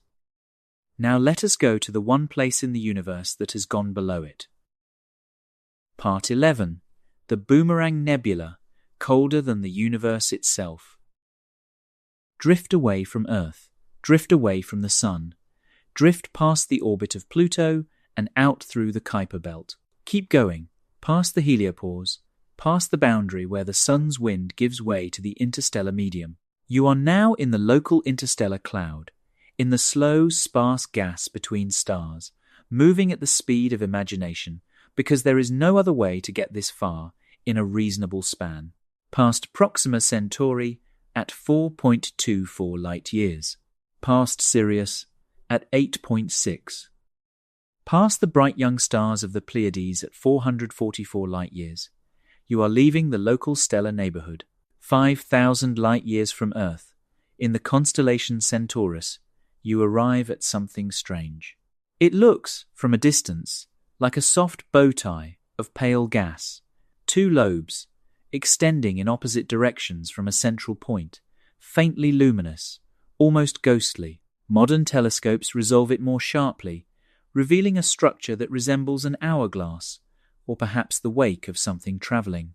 It was named the Boomerang Nebula in the 1980s because early ground-based images looked like a curved boomerang shape. Later, the Hubble Space Telescope showed that the real structure is more symmetric, more like two cones meeting at their points, with delicate filaments wrapping around the central waist. The Boomerang Nebula is what astronomers call a pre-planetary nebula. The central star is a dying red giant in the process of shedding its outer layers, blowing them off into the surrounding space at high velocity.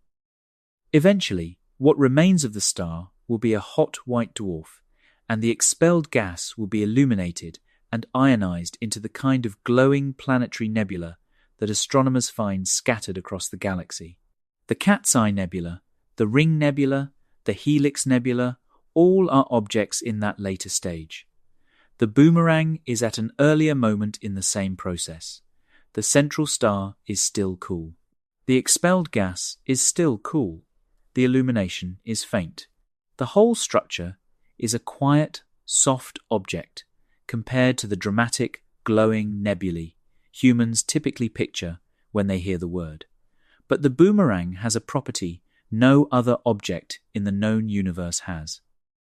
The gas being expelled from its central star is being ejected at extraordinary speed, about 164 kilometers per second, 61,000 miles per hour, faster than the gas in most other pre-planetary nebulae by a wide margin. And as that gas expands outward into the surrounding space, something strange happens. It cools, rapidly, profoundly. The physics here is the physics of any expanding gas. When gas expands, it cools. This is the same effect that makes the air come out of a spray paint can cold to the touch, even on a hot day. The gas in the can is under pressure. As it expands into the lower pressure of the atmosphere, the molecules use up some of their kinetic energy doing the work of expansion, and the temperature of the gas drops. The same principle drives refrigeration, air conditioning, and the cold mist of a fire extinguisher. Compress a gas to heat it, expand a gas to cool it. In the Boomerang Nebula, this principle is operating on a stellar scale. The gas being blown off by the dying star is expanding into the vacuum of space at 164 kilometers per second. As it expands, it cools. And because the expansion is so rapid, and the surrounding medium is so close to a perfect vacuum, the cooling is extreme. The temperature of the gas falls, and falls, and falls. It falls past the temperature of liquid nitrogen, past the temperature of liquid hydrogen, past the temperature of liquid helium, past the temperatures of cryogenic laboratories on Earth. And eventually, the gas reaches a temperature that should be impossible. Approximately 1 Kelvin, 1 degree above absolute zero, minus 458 degrees Fahrenheit, colder than the cosmic microwave background itself. This is the strangeness. The Boomerang Nebula is colder than the natural baseline of the universe. The CMB sits at 2.7 Kelvin. The Boomerang sits at 1 Kelvin. The gas in the Boomerang is at a temperature below the temperature of empty intergalactic space anywhere else in the cosmos. It is, by every measurement we have, the coldest known natural place in the universe. How is that possible? If the cosmic microwave background fills every cubic centimeter of space, and the CMB photons are striking every object everywhere, and absorbing energy from the CMB should warm anything below 2.7 Kelvin back up to 2.7 Kelvin, then how can a region of gas in the Boomerang be at 1 Kelvin and stay there? The answer is that the gas is doing work. It is actively cooling itself faster than the CMB can warm it back up. The adiabatic expansion is so vigorous, the cooling effect so strong, that the gas remains below the background temperature, even though the CMB is constantly trying to bring it up to 2.7 Kelvin. It is a thermodynamic refrigerator, powered by the kinetic energy of the gas's own outward motion. As long as the gas keeps expanding at 61,000 miles per hour, it keeps cooling itself. It maintains its sub-CMB temperature only because it is in a continuous, vigorous, energy-spending process. If the expansion stopped, the gas would warm back up to 2.7 Kelvin within a relatively short time. The CMB photons would keep arriving, depositing their tiny amounts of energy on the gas molecules until thermal equilibrium with the background was reached. The Boomerang's cold is not a permanent condition. It is a maintained condition. It exists only because work is being done to keep it. This is what happens when you find the one place in the universe that is colder than the cosmic floor. you find that the floor is not, in fact, broken. The floor is being temporarily ducked underneath by an active process. The exception proves the rule. The Boomerang Nebula's 1 Kelvin is not a violation of the cosmic baseline. It is a demonstration that you can go below the baseline only by spending energy. Stop spending, and you come right back up to the floor. Now picture yourself, somehow, drifting through the boomerang's expanding shell.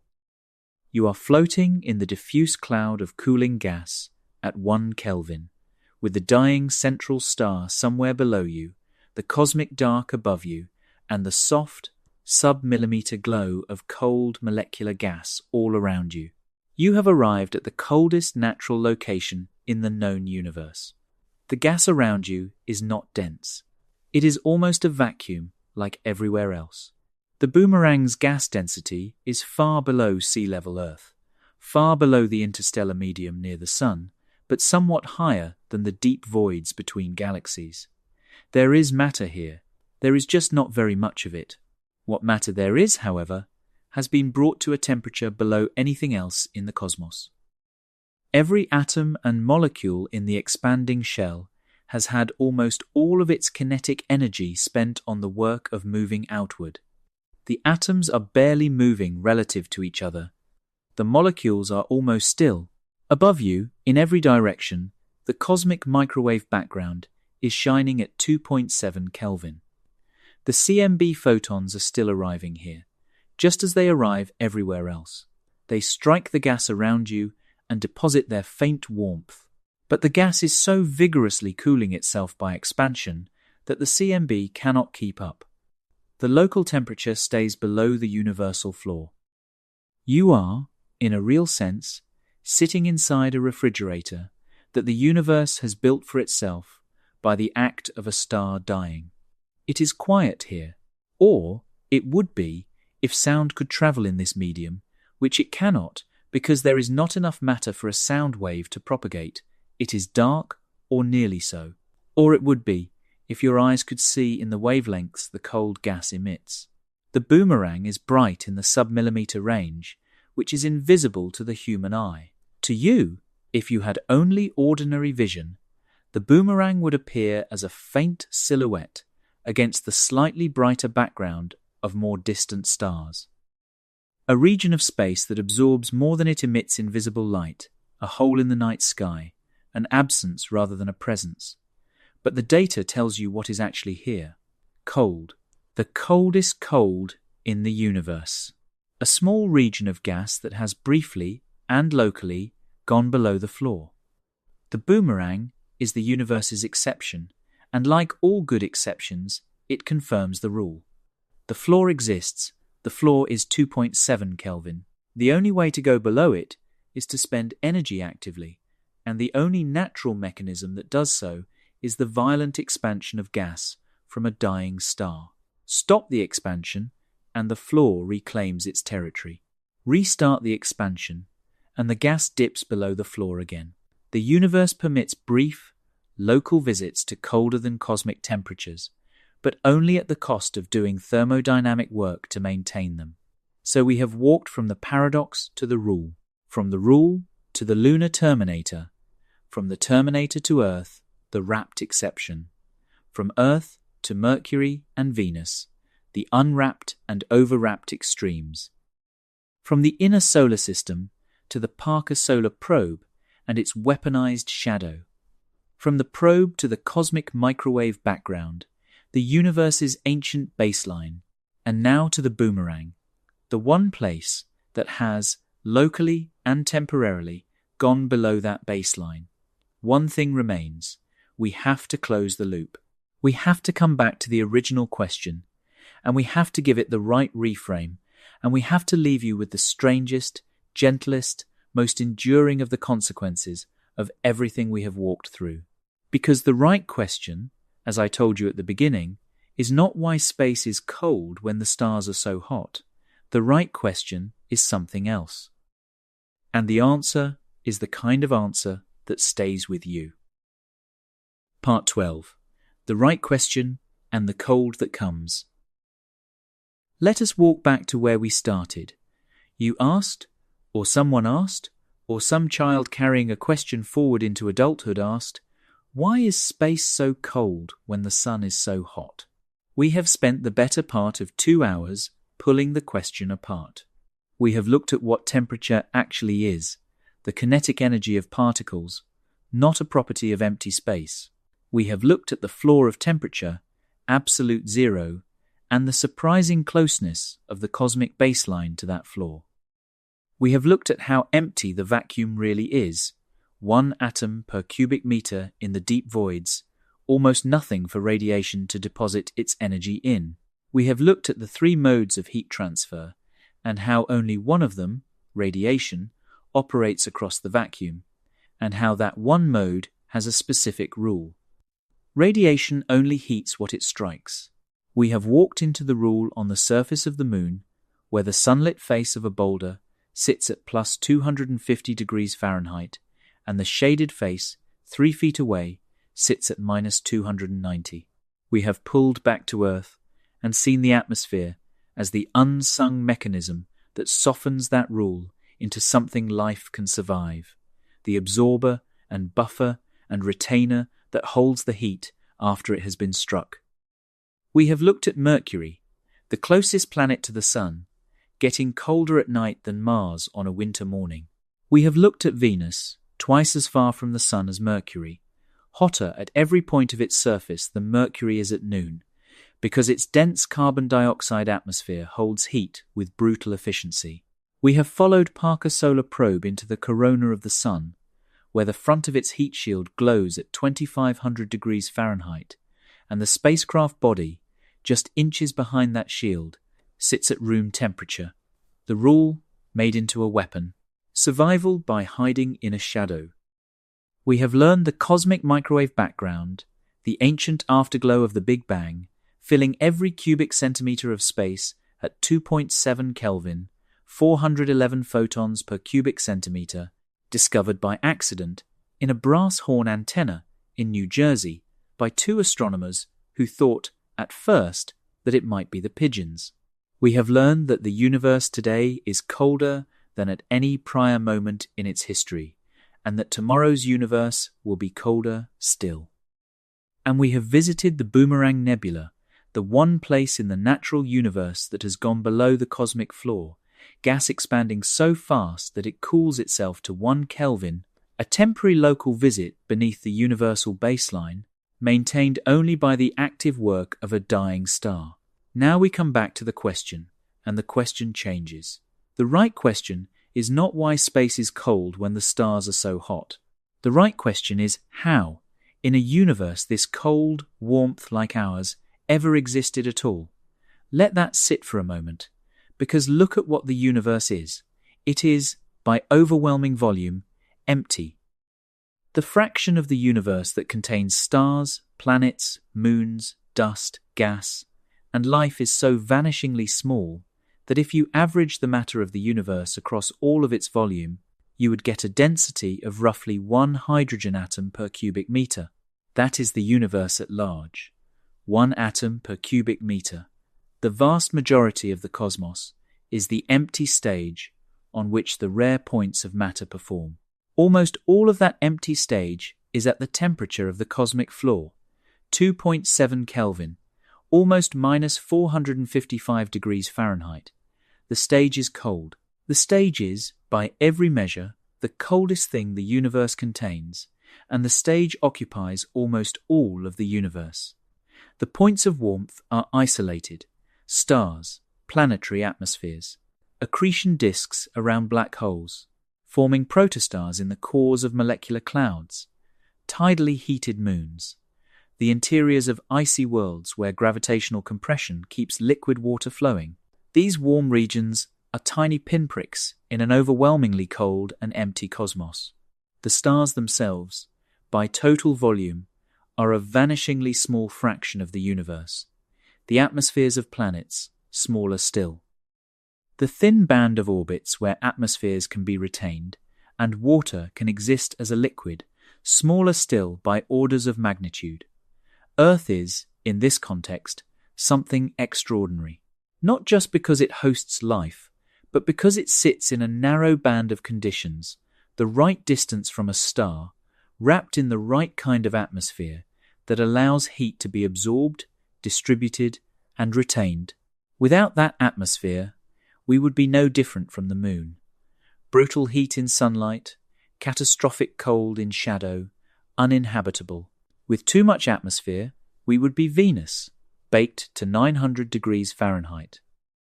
With too little, we would be Mars, with a thin shell of gas that cannot hold any meaningful warmth, and a surface that drops to 100 below at night. We are perched. We are between the brutal extremes. The narrow band of habitable conditions that allowed life to begin and complex life to evolve, and human life to ask questions about the temperature of the universe, is so narrow that it is hard to believe it could be stable for as long as it has been. But here we are. 3.5 billion years of continuous biospheric warmth, give or take. Stars burning, planets orbiting, atmospheres holding. This is the right question. The right question is, how does warmth like ours exist at all in a cosmos this cold? And the answer is, by an exception, by a temporary, fragile, narrowly maintained exception to the universe's default conditions. The universe's default is cold. The universe's default is empty. The universe's default is the slow asymptotic approach to absolute zero, the long fall of the cosmic floor toward the floor of the floor, the eventual heat death in which no warmth anywhere can persist. The warmth we feel every day is not the default condition of the universe. It is a rare, precise, protected exception to a cosmos that is almost everywhere and almost always unimaginably cold. The warmth on your skin right now, the warmth in your lungs, the warmth holding the molecules of your body together at the temperature where chemistry can happen, all of it is the result of a thin atmosphere, an orbital distance, a particular star, a particular planet, a particular moment in the universe's history. And the moment is passing. It is passing very slowly, by human timescales, almost imperceptibly. The sun has about 5 billion more years of stable burning ahead of it before it begins to swell into a red giant and consume the inner planets. Earth's atmosphere, barring catastrophe, will hold for far longer than any human civilization will exist. The chapter in which warmth is possible is, on the scale of a human lifetime, infinitely long. You will not see its end. Your distant descendants, if there are any, will probably not see its end either. But on the scale of cosmic time, the chapter has a length. It has a beginning, it will have an end. And the universe will, after that end, return to its default condition, the default that occupies all of the cosmos by volume and almost all of cosmic time by duration, cold, empty, the CMB falling further toward absolute zero, the stars all burned out, the black holes all evaporated, the matter spread so thinly across the expanded cosmos that the very concept of a place would have lost its useful meaning. That is the universe's destination. That is the asymptote. That is the cold that comes. And that is the meaning of warmth. Warmth is not the universe's gift to itself. Warmth is what the universe briefly produces in scattered local patches during the chapter of its history in which stars still burn.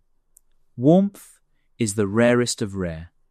The bright spots are the exceptions. The cold is the rule. The cold is what was here before the stars, and what will be here after them. The radiation only heats what it strikes. That has been our rule. It is, in the end, more than a rule about photons and atoms. It is a rule about the structure of the universe. The universe is mostly the volume the radiation crosses without depositing warmth. The universe is mostly the cold transit, not the warm destination. The destinations are small. The warm patches are small. The matter that the photons land on, and warm, is a tiny fraction of the total volume the photons pass through. You are one of those warm patches. The matter of your body, briefly assembled, briefly maintained at the temperature where it can host the strange chemistry called life, is one of the rare patches that the radiation has struck and the atmosphere has held. The space around you is empty. The space above the atmosphere is colder still. The universe between the stars is colder than anything you have ever felt. And the warmth you feel, the breath in your lungs, the heat in your hands, the gentle pressure of your existence in this room, or wherever you are listening, is the local exception to a universe that is almost everywhere and almost always unimaginably cold. Sit with that for a moment. Not as a sad thought, although it has a quiet sadness to it. Sit with it as a thought of unusual gratitude. The conditions that make you possible are not the universe's default. They are the universe's accident. They are the universe's gift, a temporary gift that you happen to have been born inside of. Every photon you have ever felt was a strike. Every photon you have ever seen was a strike. Every photon that warmed your face on a summer afternoon was a strike that found you. The radiation only heats what it strikes, and you, briefly, were one of the things it struck. The atmosphere around you held the warmth long enough for your nerves to register it, your skin to feel it, your mind to recognize it as comfort. Outside that band, the cold waits.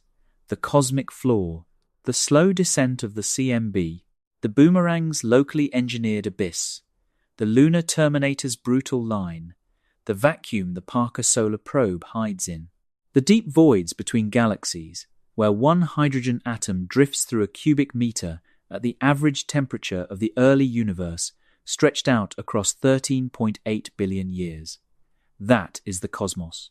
That is what is out there. That is what is below the atmosphere if you peeled it back, and what would be here if no star had ever formed in this part of the galaxy. The universe is cold, the sun is hot. The sun's heat crosses the cold without warming it, because the cold is not made of anything the heat can warm. The heat finds the things that can be warmed, and warms them. Where it does not find anything, it keeps going, forever, onward, through space, through time, gradually losing its energy to the expansion of the universe, eventually joining the cosmic background, eventually contributing to the floor that is slowly falling, eventually becoming part of the cold that the universe is becoming. Tonight, somewhere in your body, the warmth of one of those original Big Bang photons is being delivered. One of the 411 photons per cubic centimeter, traveling now for 13.8 billion years, is depositing the last trace of its energy somewhere inside you. You will not notice. The energy is far too small, but the photon has arrived. Its journey is ending, inside you, in one of the warm patches, after almost the entire history of the universe spent crossing the empty cold. That is the answer to the question.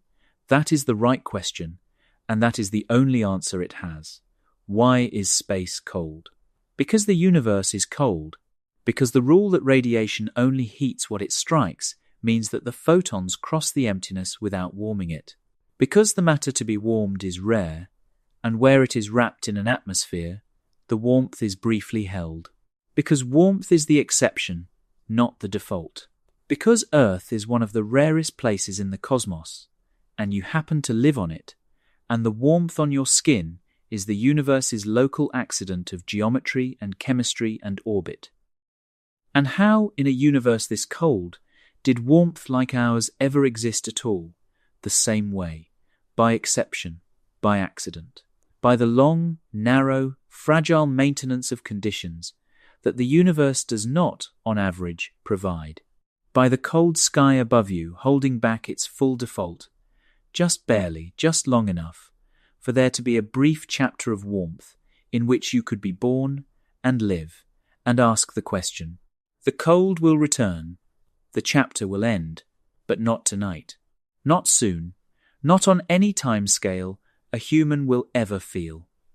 Tonight, the warmth holds, the atmosphere holds. The sun continues to burn 93 million miles away, pouring its radiation outward through 93 million miles of cold vacuum, and the radiation does not warm the vacuum, but it strikes you, and it warms you, and the air around you holds that warmth, and the night is quiet, and you are alive. The universe is cold, you are warm. The strangeness of that, more than anything we have walked through tonight, is the real answer to the question. Sleep well.